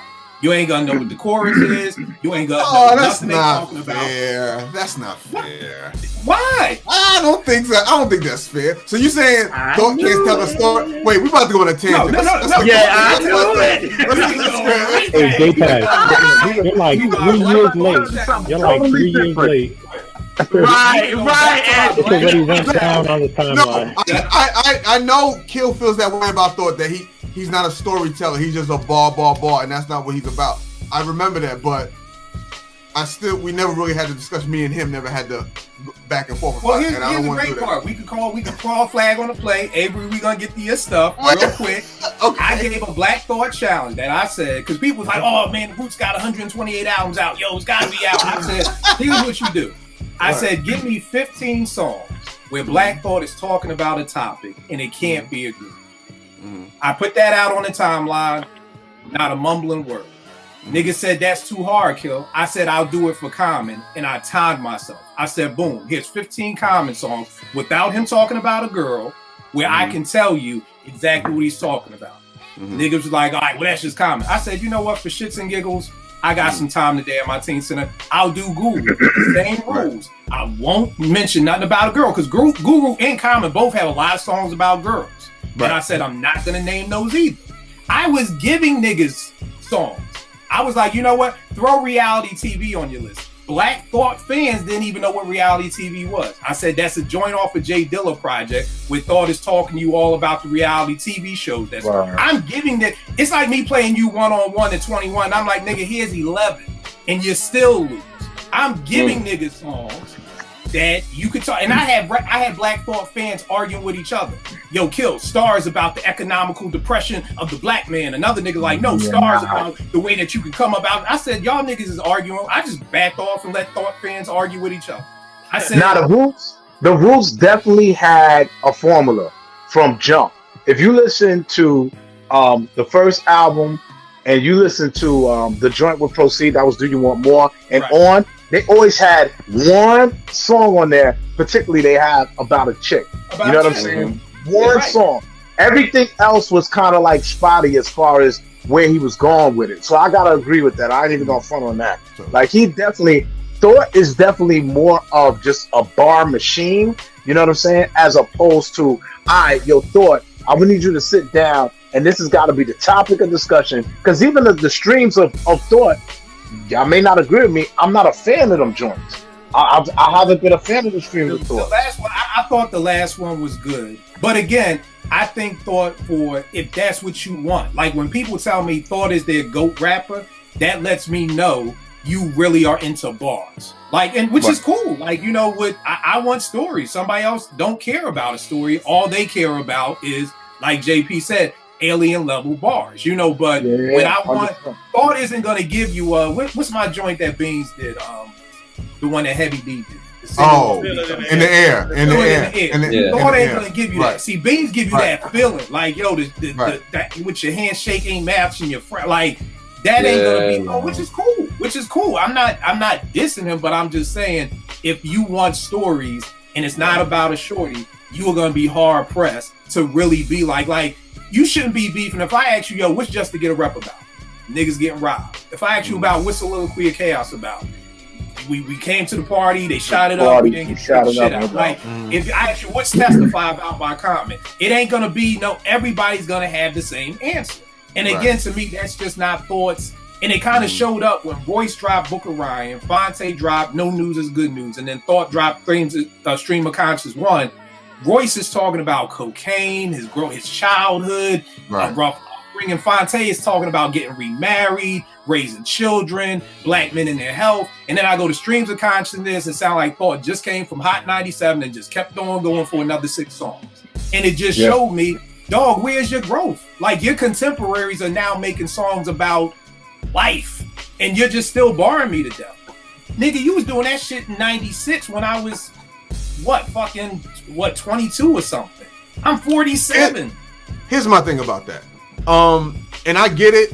Like, for me, in this art form of hip hop and rhyming and lyricism, if you're nice, I want to hear you. Like, I don't personally, and take this with a grain of salt, I don't give a fuck what your subject matter is about. Okay. If you're talking about guns and drugs and girls and shooting up the club, if it's whack, I don't want to hear it. If you're talking about uplifting our women, do right by our kids and our family, if it's whack, I don't want to hear it. You know what I'm saying? Like, you need to be nice. You need to be nice. You know what I'm saying? And so and I get what you're saying about Thought, but what I get from him, I appreciate. that razor sharp lyricism that he has never. He's gotten better. He's gotten better. He's never tapered off, and I appreciate that because some niggas taper off. Nah, 100%. And we just still love them because of who they were. Right. Now, Thought is still barring you to death. So, but I understand where you're coming from. So, what you want from him, what you enjoy, you don't get from him, and I get that. So, again, it's never no knock. I think Thought is amazing, but again, just from what I want. You know what I mean? If you like thick girls, or you like skinny girls, and you like it's just about what you want. You know, there's nothing wrong with that. It's just different things, catch the eye. You know what I mean? So that's all it is. And the thing, J-Paz, is like, even I took the chance, like, I'm a big Black Thought fan, like, and I was like, nah, he got joints. And I was going through, but then, Kill was like, well, it got to be like 2 or 3 verses. And that was really that was my hard other knock on Thought. My other knock on Thought was when Malik left the group, he didn't take it upon himself to say, okay, fuck it, I'm going to hold this shit down 3 verses per song. Almost every album after Malik left is featuring Dice Raw, featuring Porn, featuring Truck North, featuring it really need to be Black Thought and it was like Black Thought and the Pips, because it's not like he said, you know what, my boy left, let me hold this down, which is big to me because Nick, you remember Nick, he schooled me, he was like, bro, if you are in a group, you can't make my top 10 MCs because all you've been doing is giving a 16. And there's a big ass difference between doing a 16 and doing a 48 12 times and doing. But there's also quality and quantity too. No, you're right. You're right. A good 16 is better than a full 3 verses. A good 16 is better than a full 3 verses sometimes. Right, but here's the thing: it's for me. You have a prerequisite. It's almost like a resume. I'm hiring for this position at my job. You got to have certain qualifications to get this position. So if for me, an MC, like a solo MC, you got to be able to do 12 songs dolo, because that's the era we came up in. Kane's Long Live the Kane wasn't featuring featuring Cool G Rap. Every song didn't feature nobody. It was Kane. Right. Like that's the era we came up in. So, but that's different though. But if you're saying, I don't know, if they started as a group, if they started that way, and Malik was always there from the beginning, and then he's gone, then you're asking him to do something he never done before. But wait, right? Wait, I gotta say here's the thing. Hold on. What's up, Avery? Phrenology, man. Yo. That's my least favorite album, though. But Thought took a shit on Phrenology. Like I feel like that was supposed to be his solo album. Right. Because he was supposed to come out with that Masterpiece Theater joint. That was a whole conversation. Okay. But he, I don't know, man. Like that album, I feel like he proved to me, like, yo, I could do this for self. Now, going back to your storytelling, I get it. But then you got, joints, records like The Water, where he talks about Malik B. Yeah, you're absolutely right. And that would be one of the songs on a person's list. But the problem is the Roots have been dropping albums since 1994. They just dropped the last album maybe about 5 or 6 years ago. They have over 15 albums. It should not be that hard to find 15 100%. It's talking about one topic and it's nothing to debate about. You know what I mean? And you're right, JP. It started off as a group, but what I think when we think of Black Thought, we think of them as a solo MC. You know what I mean? Right. So if you're a solo MC, again, my prerequisite is that you can hold down. Now, great point with that, Avery, with Phrenology, because once you get after Phrenology, that's when all the features started. Because again, that was supposed to be his solo album. You know what I mean? But that's anybody watching, please take the Thought Challenge. It's been out there for 3-4 years. It literally has been out there for a very long time. I just was on Maria's podcast the other day on Twitter Spaces. I put it out there. I'm like, call me when y'all got it. I still ain't get no phone calls. So again, and that's just for me. That's no shot at Thought. Yeah. JP, I've said people the same way this way. Mm-hmm. If people say, Kill, I like up-tempo beats that are 98 and above, then you ain't gonna like my beats. Right. I get it. You know what I mean? So it's like, it's no disrespect. It's just like, you like what you like. You like what you like.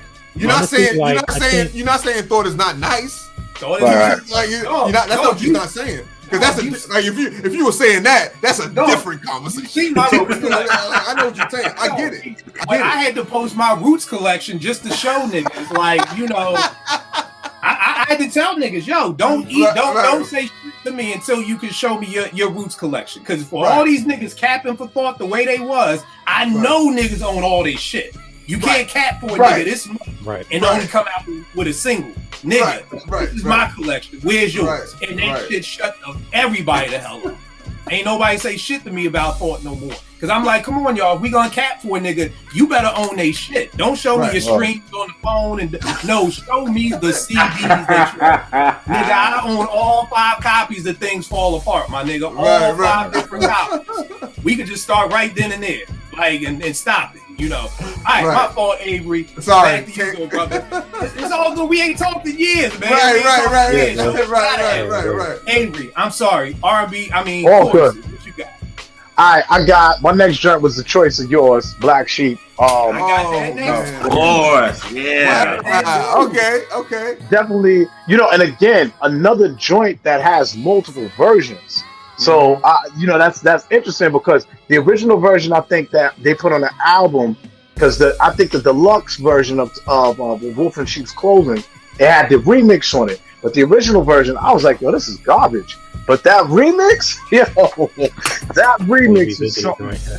Yeah, that's definitely something big. Yeah, absolutely. The next joint I'll go with, I know it's a very simplistic hook, but I think the song in itself has got to be Timeless, which is hip hop by Dead Prez. So that joint, just alone, like all you got to do is keep repeating hip hop, and then you know that second verse you get. You can't forget it. You know what I'm saying? You can't forget that. That classic joint right there. Those are my two. Yeah, man. Black Sheep, the choice is yours, man. For the youngins out there, this right here. And man, I remember hearing the Flavor of the Month video, man. I was like, yo, this is crazy. You know what I mean? And, you know, then the choice yours, the video where like they was grabbing at the screen like it was That was crazy. Oh, you could get with this. And we used to use that in high school. We'd be trying to talk to Short. We were like, you could get with this, or you could get with that. All these choruses just take me back to like high school and the dumb shit we used to do. JP came out of order. I think Eddie, you next. All right, so this is a more recent joint than a lot of the ones that we've been mentioning, and that's Pharoah Monch featuring Styles P with Fonte on the hook, 5 on the Black Hand side. Okay. Fonte singing the hook. Fonte singing the hook. Fonte on the hook. Yo, like Fonte killed that hook, man. Like so perfect, so full. Like I wanted a Fonte verse, but I wasn't mad at what he did. You know what I mean? Like definitely not. Yeah, it's funny. I thought you was about to say My Life because I love that joint. I forgot about that. I was like, okay, Eddie got it, but let me throw that just in for the extra one. My Life with Styles P and Pharoah on the hook. Wow, crazy. That they just redid for J. Cole. And I don't know how I feel about that, but neither here nor there. But yeah, I'm not feeling that. Joint with Pharoah was singing that, I was like, yo, this joint crazy. Like, crazy. And for my R&B joint, I'm going with You Should Be Here, Raphael Sadiq featuring D'Angelo. Fire. Man. Fire. Like that. Come on, Eddie. Yeah. Woo. Yo, you talk about an album. You know what? I got was that on Gospel Delic or Instant? What was that on Instant Vintage? Instant Vintage. Yo, that was the single, right? That was the single, right? Instant Vintage was crazy. Instant Vintage was crazy. Yeah. And I love. Yo, I love what they did with the hook because like Raphael Sadiq had his version and then D'Angelo had his version. And the way D came in on that joint is so smooth. Like, yo, you should be like, yo, he just come in like perfect on that joint. So that's no pick. Bro, what you got, good brother? For my hip hop one, it's another simplistic hook, but it fits the song perfectly, and that's Uptown Anthem. Of course. By Nature. Oh yeah. You know what I'm saying? It just fit, man. That song, if you don't get hype off that song, something wrong with you, man. You know what I'm saying? That whole Juice soundtrack was crazy, man. That whole No Ledge, Enough Respect with Big Daddy Kane, and that joint, that whole soundtrack was crazy. Bomb Squad. Yeah, they killed that. And my R&B, John, man, if you don't like this song, if this song don't lift your spirits, man, like something is seriously wrong with you. That is Sounds of Blackness.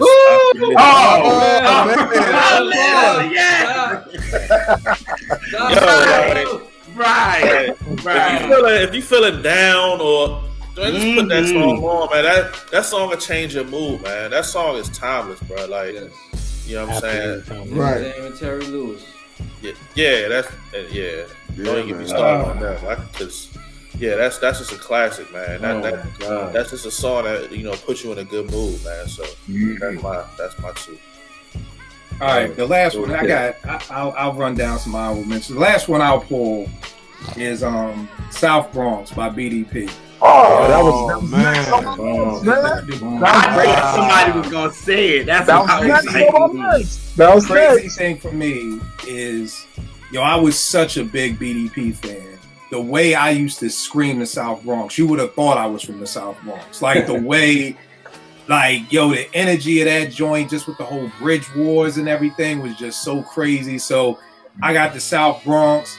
And then, right from your optimistic joint, another joint that always makes me smile, the Brand New Heavies Never Stop. Like, you put on the I had that as an honorable mention. Yes, sir. Like, you on a nice 75-degree day, sunroof back, and you just on the road with your woman, you just chilling. Like, that's just a beautiful song to play. Just great song. Beautiful. Just beautiful. That's beautiful. Meltron, what you got up for your last joints, man? I'm gonna go. Who mentioned You Should Be Here? That was Eddie. Eddie did. All right, so I went. He brought me to DJ Quick and Raphael. Let's Get Down. Yeah. That song. Okay. Okay. Man. So that song was wild. I guess that's hip hop and R&B. So, and my R&B one is, this is one of my favorite MJ songs. Is I Can't Help It. Oh yeah, that's my favorite. Yeah, that's my favorite song, yo. Yeah. Stevie. Steve listened. Yeah, he blessed him. Woo! I mean, so yeah, classic. Yeah, all right, no doubt. JR, what you got for your last joints? I got I had to throw Mary in there. I'm gonna say Love No Limit. And I'm gonna throw the joint that I put up on my Instagram today. Keep On Walking by CeCe Peniston. Okay. Yeah. That's a big record, man. Right. Yes, sir. That is one of my favorites ever. And that song, anytime I hear it, just from when she come in, you could just boom and the joint drop. Right. Crazy. So so that's that one. But I knew somebody was gonna say South Bronx. So I was like, nah, I ain't gonna put it on mine. But you said it kills. So.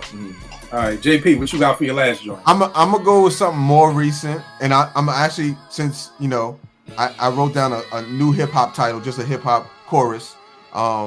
Stove God Cooks, Jim Behan. Trying to make it home. Yo, the way he sing, ooh, trying to make it home. Son, let me tell you something.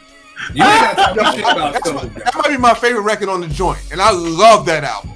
I gotta revisit that album. Thank you. Listen, son. Me too, man. I listen to this album like once a month.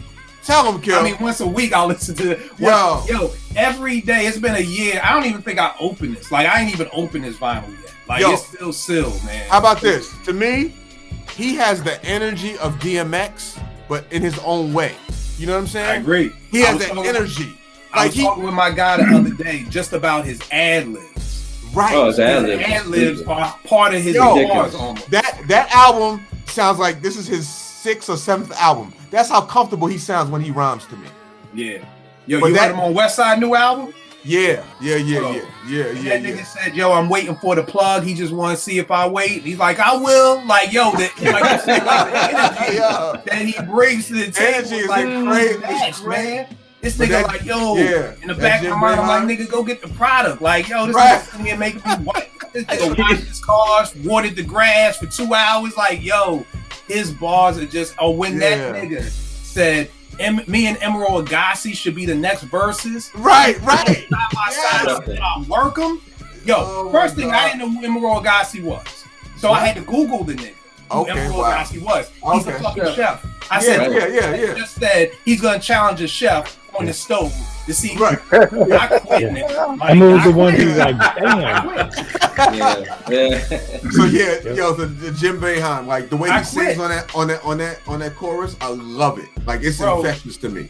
Here's the thing, y'all. Y'all know I work in the hoods, so I have a certain level of how much cocaine shit I can take because I see it every day. Like it's like I literally. For somebody who fucking works on Wall Street, you don't see cocaine. Well, you may see cocaine, you don't see crack. I see crack. Right. So I have a certain limit. And I was like, Benny and Push, I'm kind of at my limit between these two. But then Stove Guy, that shit. He gets a pass. He gets a pass. I've never heard anybody talk about coke the way he does. Like, and with the energy in which he does it. You know, there's so many quotables on Reasonable Drought.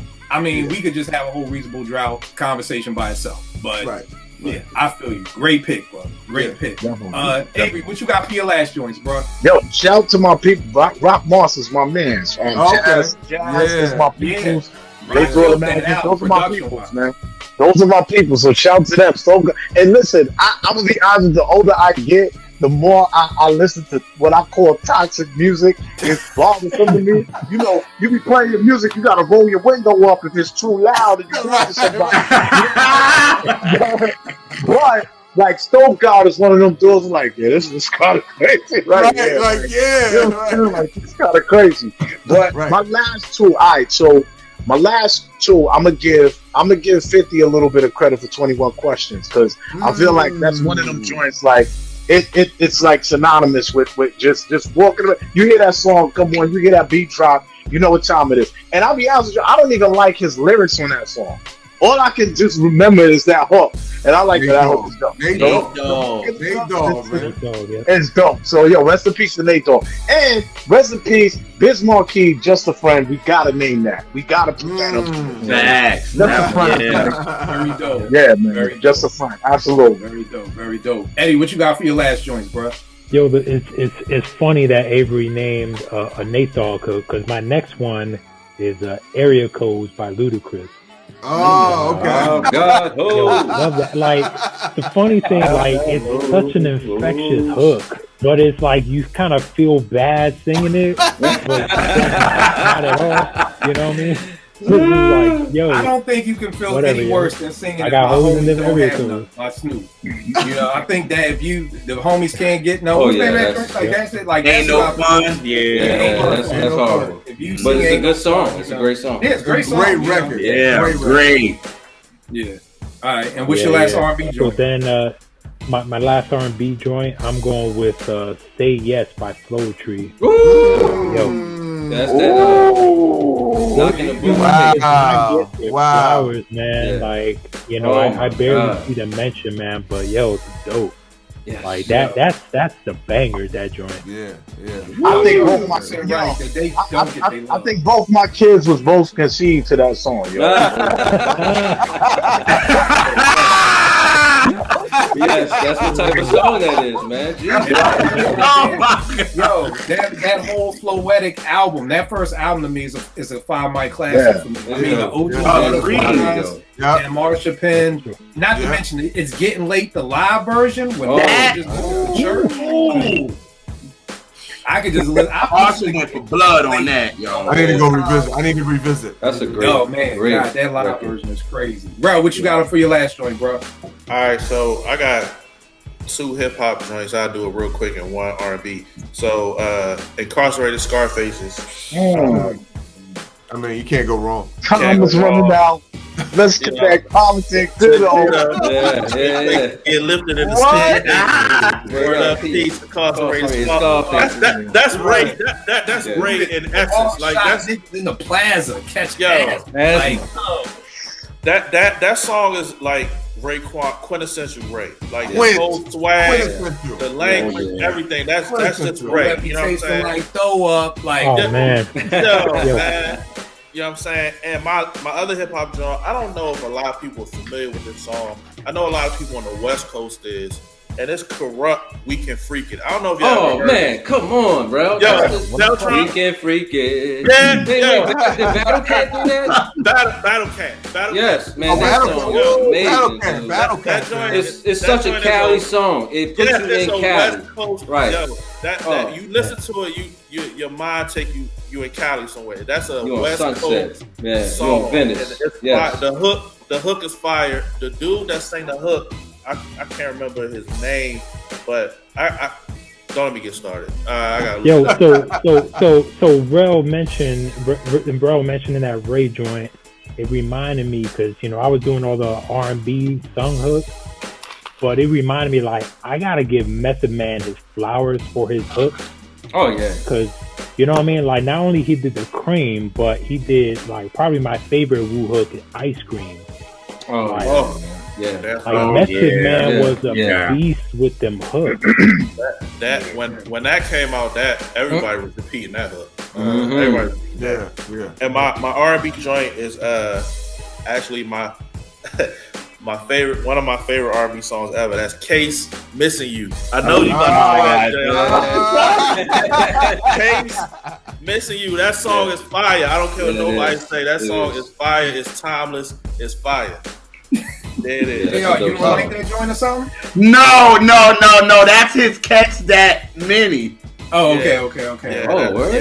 I don't know. I'm gonna come clean. I love that song for some reason, man. And that is yo.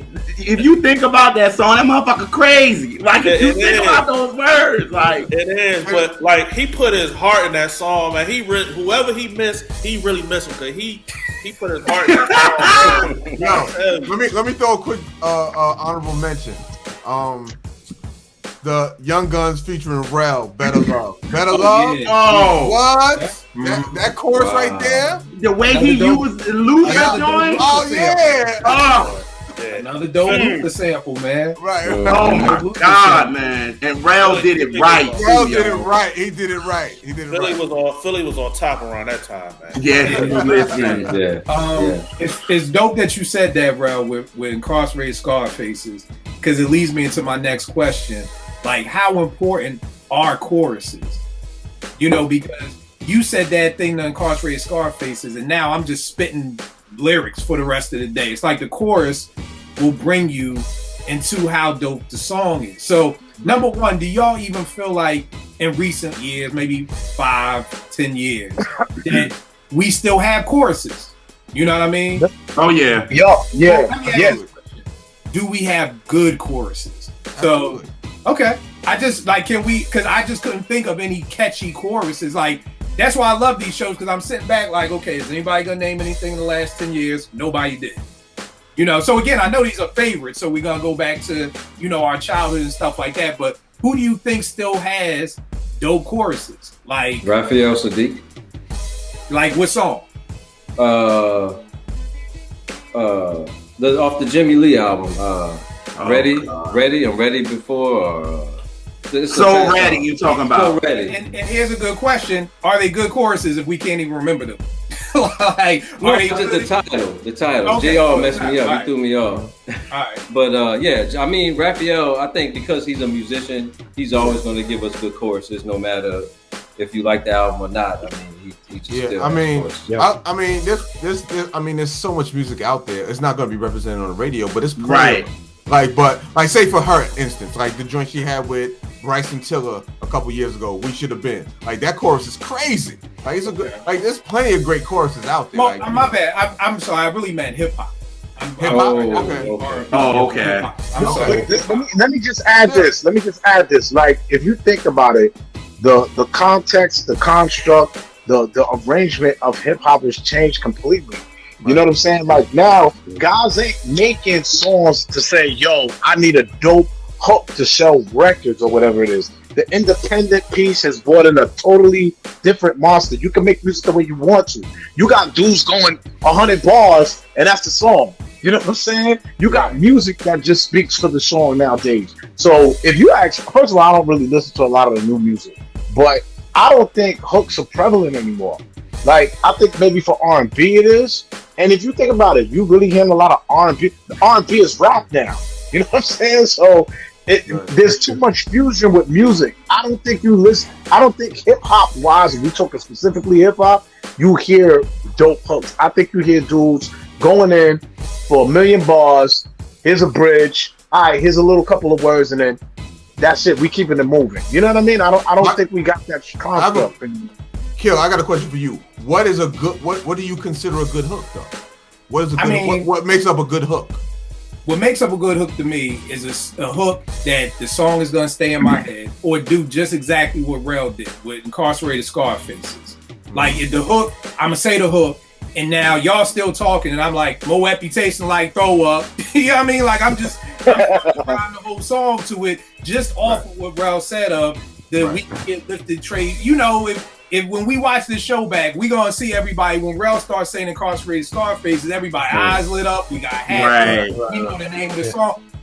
So I think to answer your question, I think a good hook is gonna make me remember the song, make me sing it, and then make me want to say the song some more. To Avery's point, I agree with you 100%. It's the independent route, but I think the misconception is that we need choruses to sell records. That Ray chorus wasn't gonna help sell the record. That was just 100%. just get Lucchini. I don't know if they was like, yo, this is gonna sell records. It was just part of the song structure. And what happens is everybody knows I love Griselda. But if you ask me my top 10 Conway songs, I can't tell you the name of the songs. I don't know the name of the songs. I can be like, oh, it's that joint off of GOAT. The Alchemist did it. What's the name of that song? Oh, what's Benny's joint? Oh, fuck, it's on Tana Talk. It comes after Rubber Bands and Weight. Why do I know Rubber Bands and Weight? Because of the chorus, you know, Rubber Bands and Weight. Like, so that's the problem. JP, we just talked about Stove Guy. I can't name you out of Rolls Royce Brake Lights and Jim Beha. I can't name you a song. I can tell you what he's talking about. I can give you a bar from the song. So it's kind of like, I feel like the choruses are missing, but then that's also the reason why a lot of people don't know names of songs no more. 100%. You know what I mean? It's like, if you ask me, Kill, what's your favorite West Side Gun? Mr. T, just because it's drilled in my head. But outside of that, I can't name you anything off of Supreme Blind and Tell. And I think that's a 5 mic album. I think that's West Side Gun's dopest album, and I can't name you one song off of the album. Now, when we go back to the 90s, that can't happen. Y'all can name me y'all favorite song off of G-Rap, Nas, Big, J, you know, Matt, you know, Old Dirty. You can name, ain't nobody gonna be like, oh, that dirty song with the piano and what you come through the old. No, you just know, old Brooklyn Zoos, Shimmy Shimmy Ya. You just named them based off of them choruses. So I mean, you're right. But do you think that was because you was younger at that time? And you pay more, like we have more, like we are involved. We are at an age now. We're involved in more things, so we don't pay as much attention as certain stuff as we did when we was younger, because we didn't have many responsibilities. So our focus was all for our entertainment for the most part. But now we got responsibilities and other shit. So we pay attention to some shit, the shit that matters. You know what I'm saying? Like how it makes us feel and stuff like that. Hold on. Back then, you was forced to buy the CD. Now you ain't got to. That's true. That is true. That's very true.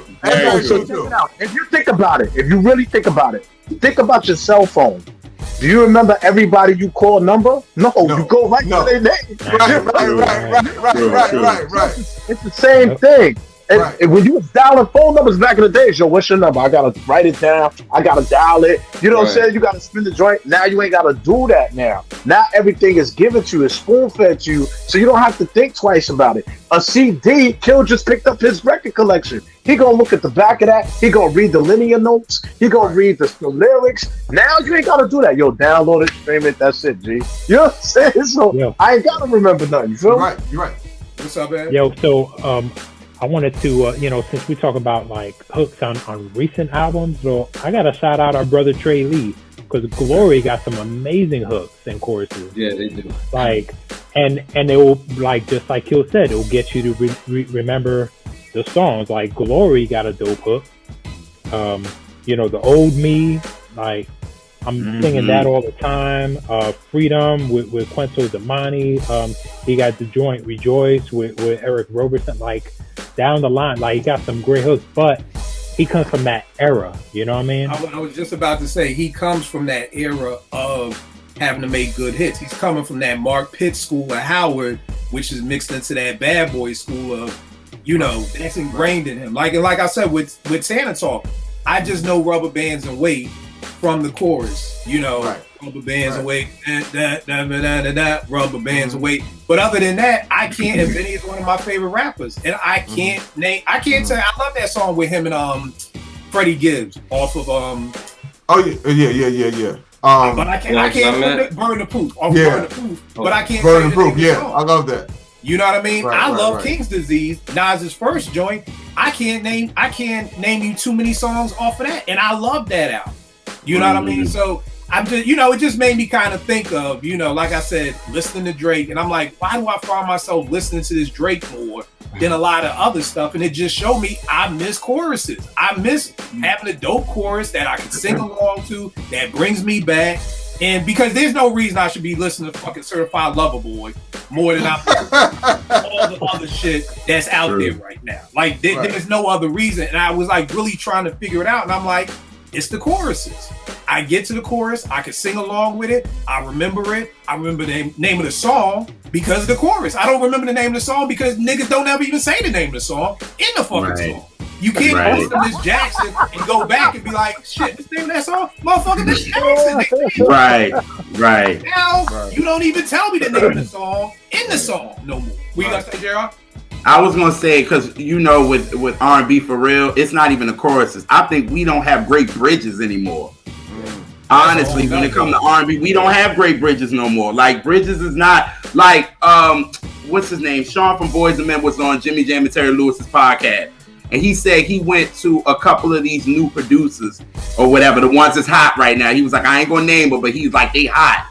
And he went in and was like, yo, we writing this song or whatever. He was like, well, I'm going to start off with the bridge. They was like, a bridge?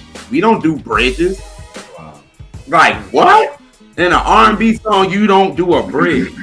Like that. But like Avery said, it's now becoming hip hop now. So they don't need a bridge. You know what I mean? Even though we have other artists out there that ain't mainstream and ain't getting played and ain't getting thrown at us every 50 seconds, that we can call Drake an R&B artist kill. But at the end of the day, it's like we just don't have any bridges anymore as far as R&B is concerned. Choruses, we have them. Like they there. They stick because that's what gets them even now, these quick hooks. Like it's like, that's it. But when it comes to bridges and R&B, we don't got that. So that's what I want to say about the R&B stuff. But I think it's too, as I think to Avery's point of it being independent, now people want to break the structure. We came up in an era where you're in the studio and I'm telling an MC I need 3/16. Right. Yep. Right. I need a hook. Then I remember, I think it was like Joel Ortiz and Joe Budden was on something doing a Slaughterhouse Years, and Joe Budden was like, yo, why are we following the rules? Like, just rhyme until you wanna stop. You know what I mean? And it's like, and again, it goes back to me coming from an era of, I've been making demo tapes since I was in 7th grade. So I came up in an era of, you want to make a good song. You know what I mean? And right. Like to me, a good song. Song. He's gonna spit, but that doesn't equate to good song. So I'm just coming from an era of, we gotta make good songs. And a hook, like I'll give you a great example. Eddie, that joint, I don't want to put no names out there, but the joint I sent you and Rel of the MC, and I'm like, it's dope, but it needs a hook. It's just naked. Right. You know what I mean? So it's kind of like that. It needs a hook on it. Like I like what he did with it, but it needs that hook to kind of give you something. And it goes back to, I forgot who said life's a bitch, Rel. Like that hook is it. That hook is it. Like, and again, you know the name of the song because of that hook.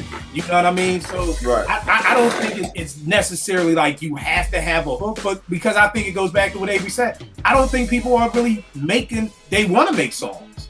Right. And I think the generations have gone so long that people don't even know how to make songs. So like you said, JR, as an R&B producer, you should not be like, what's a bridge? Like that lets me know that there's been an age somewhere Right. that's just yeah. that you don't even know what a bridge is. You know Right. what I mean? Somebody's gonna be like, fuck these rules. You don't need no chorus. Just do what you want. And it's like, that's cool, but are you gonna have, you know what I'll compare it to? I'm not a Kevin Hart fan at all, and he's from the Crib. But I'm like, nobody's gonna be watching Ride Along 2 10 years from now. Nigga, we ain't watching Ride Along 2 when it comes on HBO. But we'll be watching The Coming America for the rest of our lives. We'll be watching Boomerang for the rest of our lives and still laughing at jokes that we heard in 1991, and it's still funny. You know what I mean? So it's just the difference of, to me, making class. When I'm in the studio, I want to make good songs. I want you to leave, and I want you to leave singing my song. I want you to leave. And with hip hop, that's the thing. The only thing you're gonna be able to probably remember is the hook. You're not gonna be able to remember the bars because you only heard it one time. You know, I want you to leave my crib singing along with it and call me like, yo, Kill, man, I was still singing that shit when I got home. You're not gonna do that if it's just 128 bars with no hook. Right. But you know, I think that's why I like Sky Zoo too. Like I know you're not crazy about that new Sky Zoo album, but he got joints like with the hook. I'm gonna go back and dive. Okay, yeah, that's the homie. That's the homie. Like even from the first joint, like Free Jewelry, like you're singing along to that. You know what I mean? We're giving out the jewelry around here. Like he gets you. You know what I mean? And he doesn't really, and he's another one. Sky's my brother. Shout out to Sky. He doesn't really have structure like that. He goes against the grain with it. You know what I'm saying? But one thing about, so in my opinion, just if you listen to Sky Kill, check it out. I definitely recommend. What he does is he puts together what I deem as soundtracks. You know what I'm saying? He has a lot of music to this. He has a lot of flair. Like the music talks to you. So it's not just him on the record just spitting over a track. He's got some joints like that, but he's more cinematic with his music. And I think that's where you can substitute kind of sort of maybe a hook that we're talking about. You know what I'm saying? Or something that's catchy. So guys like Sky, you know, they're able to do that, but obviously you got to be nice with doing that. So he's carved the lane for doing that. You know what I mean?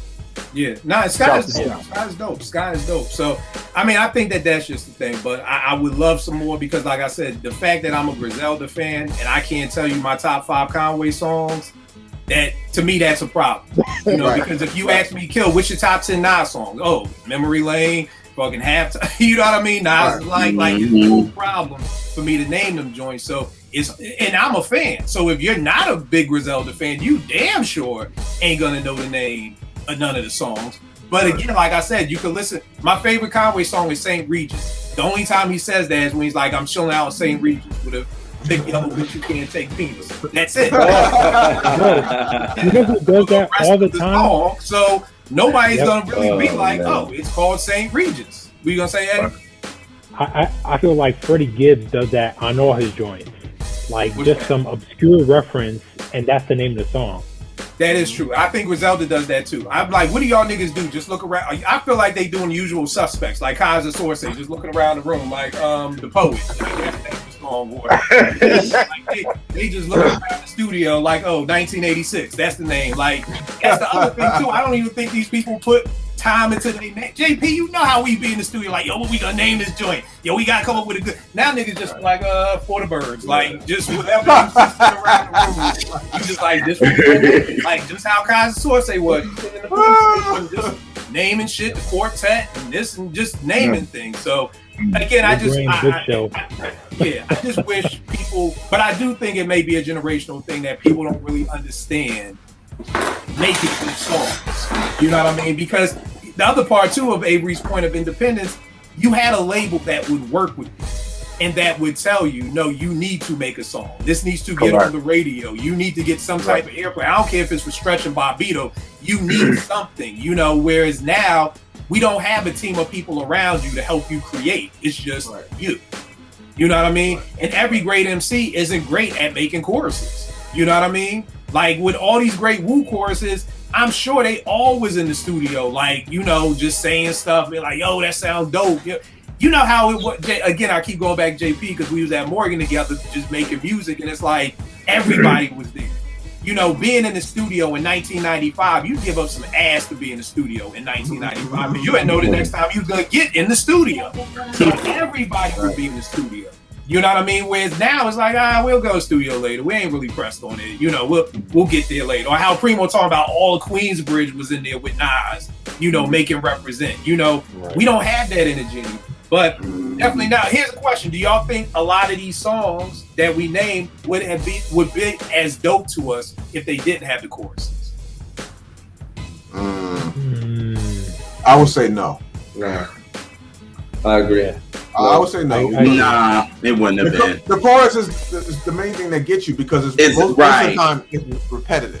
So that's what triggers, like, even if you don't like this, because we all have the thing where we don't like the song, but it's stuck in our head because of the chorus. Right. You know what I'm saying? Right. Yeah. That's the thing that gets you. So without a chorus, that's the initial thing that should get you, and then you get into everything else. So I would say no. And see, that's what I would love to teach the new generation of artists. That's how important the chorus is. Like, if you play Lucchini and you literally take out the chorus and you just hear the beat and they start rapping, it's a cool song, but then who knows what? I'm 47 years old and I still don't know what Campbell talking about. So it's not like I can repeat those bars like that. I literally had to go to Genius to figure out what the hell he was talking about today because I heard it and I was like, these dudes is really in some black exploitation stuff. Like, that's the type of vibe they was on. And I was like, niggas, Barnes, what the hell are we talking about? Nah, I totally understand what you said. So, it's not like you're going to be repeating those lines. It's that hook. And that's what gets you hyped. Simon Says, that hook, gets you hyped. So it's one of those things that I wish we could teach to the younger generation of people making music. Like, this is how you make songs that last the test of time. Like, again, as much as I love Griselda, I don't know if 30 years from now I'm gonna be playing Benny the Butcher. I don't know, but I know I'm still playing the Jungle Brothers. I know I'm still playing EPMD. I know I'm still playing Big Daddy Kane. I'm still playing G-Rap. I know the name of the song. So I'm just wondering what will music look like in 20 years? Because I'm already sitting here like, what's the name of that Conway song? And guess what? I'm not going to remember it. It's not even damn, I'm getting old, I can't remember. I don't know the name of the song from the door, Tell me this, Sean. And he got so many albums, you're not even going to remember what album it was on. Well, that's another problem, too. If you drop 8 albums a year, you start getting confused. Because after a while, I'm like, was this on the Big Ghost album? Or was this the Lulu album? Or was this the God Don't Like Ugly album? Or is this the God From a King to a God album? I done mixed up albums. So you're right. Dropping 4 albums a year don't help. Tell me this, y'all. We all saw the JD Puffy hoopla. Did y'all see the Trackmasters come in there? Yeah, I heard about it. Trackmasters came in and was like, Leo, we got hits, and they're playing hit after hit after hit after hit after hit. And I'm like, I wasn't in love with these songs at the time because they was just loops, but these are some big ass songs, you know what I mean? Do y'all think the Trackmasters could throw their hat in that ring? And here's the other kicker, these niggas actually produce. So that's also the kicker there too. So, because I said with the Puff and JD, this is like, this is like 2 CEOs going at it. I know Jermaine Dupri has produced. I know he can produce. I'm not saying that. But when he's talking about 10 million with Usher, I'm like, nigga, that's B. Michael Cox. That's motherfucking Adonis writing songs. That's Troy Taylor writing songs, my nigga. And Jimmy Jam and Terry Lewis. Right. But at the end of the day, the 10 million sold don't make the difference in verses. That don't matter. It really don't. That's how I was like, talking that 10 million. I'm like, nigga, your name is only on Confessions twice. So it's not, you're saying that like you produced all the Confessions, the 2 songs you're and I watched Brian Michael Cox make a beat from scratch. That nigga don't need JD's help. We all know what's going on. B. Cox did it. We got Jermaine added to the thing. I told niggas, American Gangster, that song Falling with a Laugh. It says produced by Jermaine Dupri. Oh, I know he didn't do that. It says co-produced by No ID. Does anybody up here think No ID needs any help making beats? Absolutely not. Absolutely not. No. Not at all. He doesn't need no help. So again, I just feel like we're really saying it's the Hitmen versus Brian Michael Cox in them. You know what I mean? With the Trackmasters, they got some big hits that they actually produce. So do y'all think the Trackmasters could run with them? Could Rumble Puff or JD? Now, I don't think nobody wants to see that though. Versus is about what people want to see. I think really, and people barely know the track masters like that. Exactly. But they not for us, right. But song for song, they may have a chance with somebody, but I don't know. You know, it's not a big draw. I don't think it's a big draw. Yeah. Right. That's crazy because they got his. But I knew something was up because I'm like, why is JD at this versus? You know what I mean? And then like I see later on Twitter, he like, yo, I'm at the Garden Puff. Where you at? I'm like, oh, okay. This is the whole get him hype and get it. You know, this is becoming the fight game now. We got do the fights. We got to do some Fat Joe live to get it hype and get everybody excited for it. So it's like I get it. All right, no doubt. Everybody, Rel, tell them where they can get at you. You got the new shirts out. Let them know where they can cop the new shirts, man. Yo, Uptown J Ben on the gram, JBen215 on Twitter, Fairgrade, PHAREGRADE on the gram, Fairgrade. The link is in the bio. She got shirts, hats, everything, man. Come support. But tell them about the new shirts. All right, so speaking of that, JR, your shirt's on the way. Okay. So we had a show here, and we got into the subject of things people say in hip hop that they really don't know the meaning of. You know what I'm saying? Like metaphor and stuff like, people really don't know the difference between a metaphor and a simile. And we started getting into like literary devices, and me being a English major, I started to name out certain things that we use in hip hop and what they actually mean.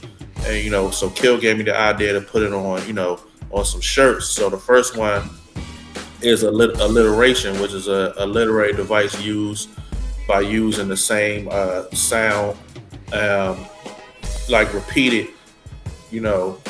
sounds in your verses. And so I made some shirts for alliteration. It has a Rakim example from Rakim on the back of the shirt from Let the Rhythm Hit 'Em, an example of alliteration.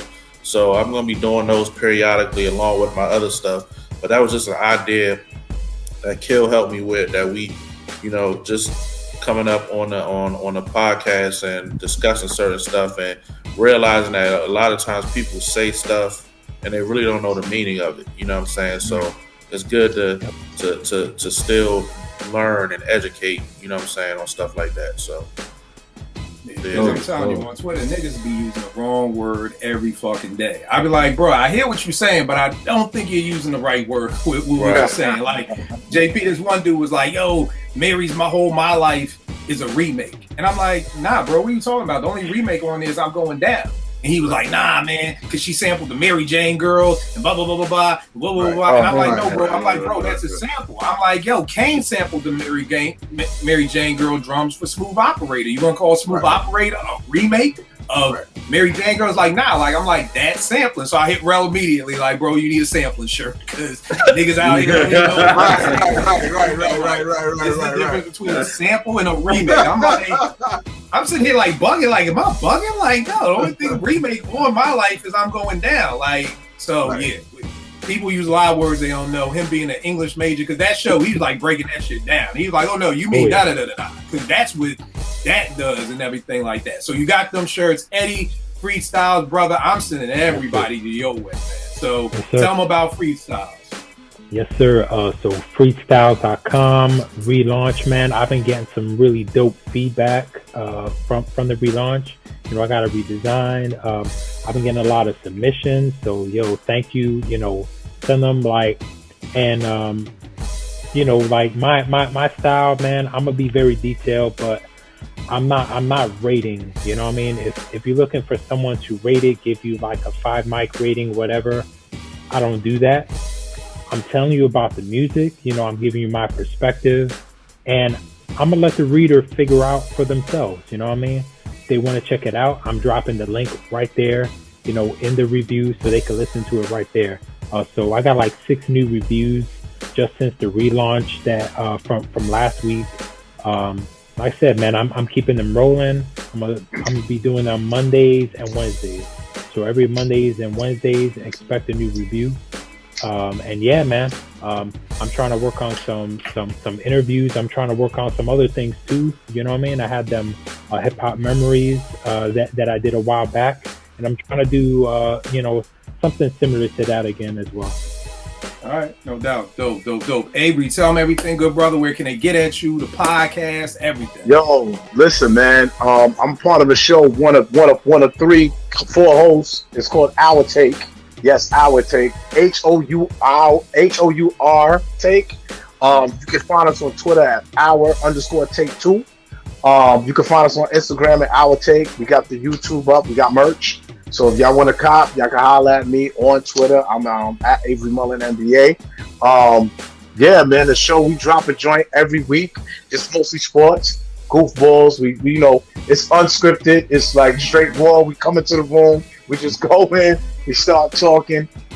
We've been doing it for a few years now, so we're trying to get the viewership up. So, yo, if y'all got people connections, yo, let me know, man. We're out there. We got a brand. We got the logo out. We got merch, like I said.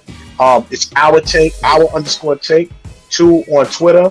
And for me, you can find me on Instagram too. I'm at the process_8D. So originally from Crown Heights, shout to Albany Houses and BK, 1414 Burger Street, apartment 8D. Holla, man. You know what time it is, man. Yeah. Hey, real quick, I forgot to drop my socials. So it's Eddie D80 on Twitter and Freestyles on Instagram.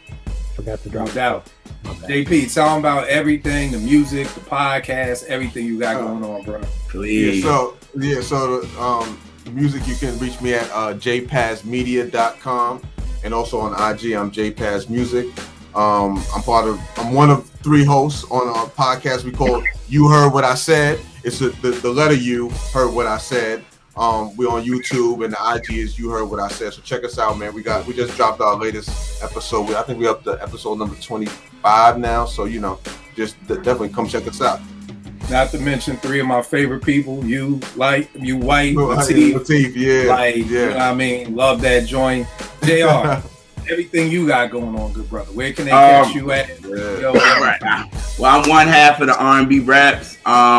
We just do, stuff with the history of R&B, and we just talk, you know what I'm saying? It's hilarious, you know what I mean? So, my co-host, she down, you know what I'm saying? Got a little injury, you know what I'm saying? So, shout out to Elise, you know what I mean? But, we got this new thing that we're doing at Duke on the 9th.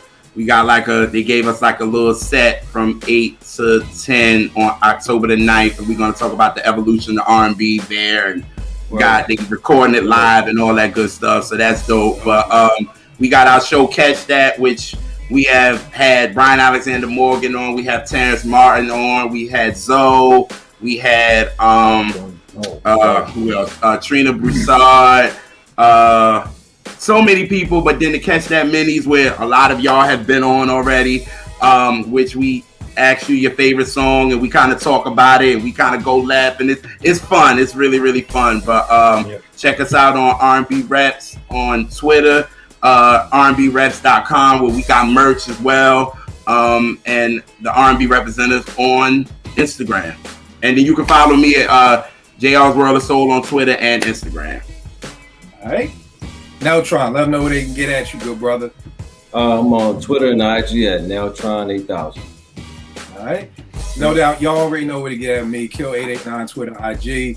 Shout out my partner in crime, Vegas. We still got the Willmatic EP that's out, produced by yours truly. 5 songs. Vegas is Ill Will. Ill Will, the infamous Queensbridge Ill Will with Nas. That's Vegas's first cousin. So, basically the whole album is just kind of like Vegas's time growing up with his cousin, Ill Will. I always said Ill Will is such an ill hip-hop character because you've heard his name for the past 20 years, but nobody really knows anything about Ill Will except he got killed in Queensbridge. So me and Vegas got that out, and then me and my man King James got an EP coming out, the first 48. It'll be out October 4th. We got that. Said this earlier in the week, man, and I want to say this for folk because I really want folk to be walking the path that I believe God made for them. I'm always challenging people to step outside their comfort zone. my gig had a retreat, and I was talking to my boss about the 5 love languages, how that works in your marriage, and I was like, yo, we need something like that to work. Dope book. Very dope book. And I tell all married folk, get this book. But I was like, we need that for the job, because, shit goes on in a job. You need to know how to get the most out of your employees. So long story short, I'm scared shitless of public speaking. I don't do it. I don't like it. I mean, if we're doing a live apartment 5B, that's cool because I know niggas is coming to hear me talk my shit. You know what I mean? If I'm just part of something, nigga, I'm like the opening act. You know what I mean? So it's like, niggas could be like, boo, get this nigga out of here, But I was like, nah, I want to do this, So eventually, that's what I want to do in the long run. I've been working with kids in the hood for 20 plus years. I'm always at these conferences. I'm like, I don't learn shit. I need to be running these conferences. So this is something I want to do, but I'm shook. I did it. Everybody loved it. My ED talked to somebody else's ED in a very big organization that's in DC. It's worldwide. Everybody knows it. They called me to come in and be a consultant to do this training with their staff. And if that goes great, it could just go different places. So I'm always just challenging people. Somebody out there listening, you want to do something, you've been having a dream, you want to do something, but you're shook and you don't want to do it. I'm challenging you. Like I said earlier, I'll get on my biblical joint. I beseech you to put the fear away and do what you want to do so that you can make that happen. Because if I say, you know what, I'm shook, I'm not doing it, I never do it, you never get this opportunity. So I'm just sharing that with folk that I'm telling y'all, step outside your comfortable. If you're comfortable, you're not growing. And we all should be growing. So that's always my challenge for people. If you just sit back chilling, you too comfortable, my nigga. You need to get up, try something different, do something different. I'm doing dumb shit now, like trying to write with my left hand, like just for the fuck of it. Just try and do something different, getting better at something. So that's just my little kill challenge of the week. If you want to do something, God damn it, Eddie, you were wonderful at this. This podcast is sponsored by. This is what happens when you ask God for sponsorship and He gives it to you and you forget to use it. What's the scenario pod? What's the scenario game? You can copy it at SoWhatGames.com. Use promo code Apartment5B. You will get free shipping. Yo, this game, Rel, tell him, man. It's a dope game, man, but let's start arguing. It's a wonderful game, but you will be arguing. You're gonna argue. You're gonna argue a lot. Wow. And me and Kill the only two that ain't won. So we are out of 2 Philly niggas. The only niggas Porsche done won. JR done won. He the R&B guru and he done won the hip hop game. So we are gonna do another run back of this, and it's gonna be in the afternoon because we ain't getting off this fucking call until me and Rel win. But it's a dope game. Right. Check it out. So what's the scenario? At SoWhatGames.com. Promo code Apartment5B. You get free shipping. I will check y'all all next week.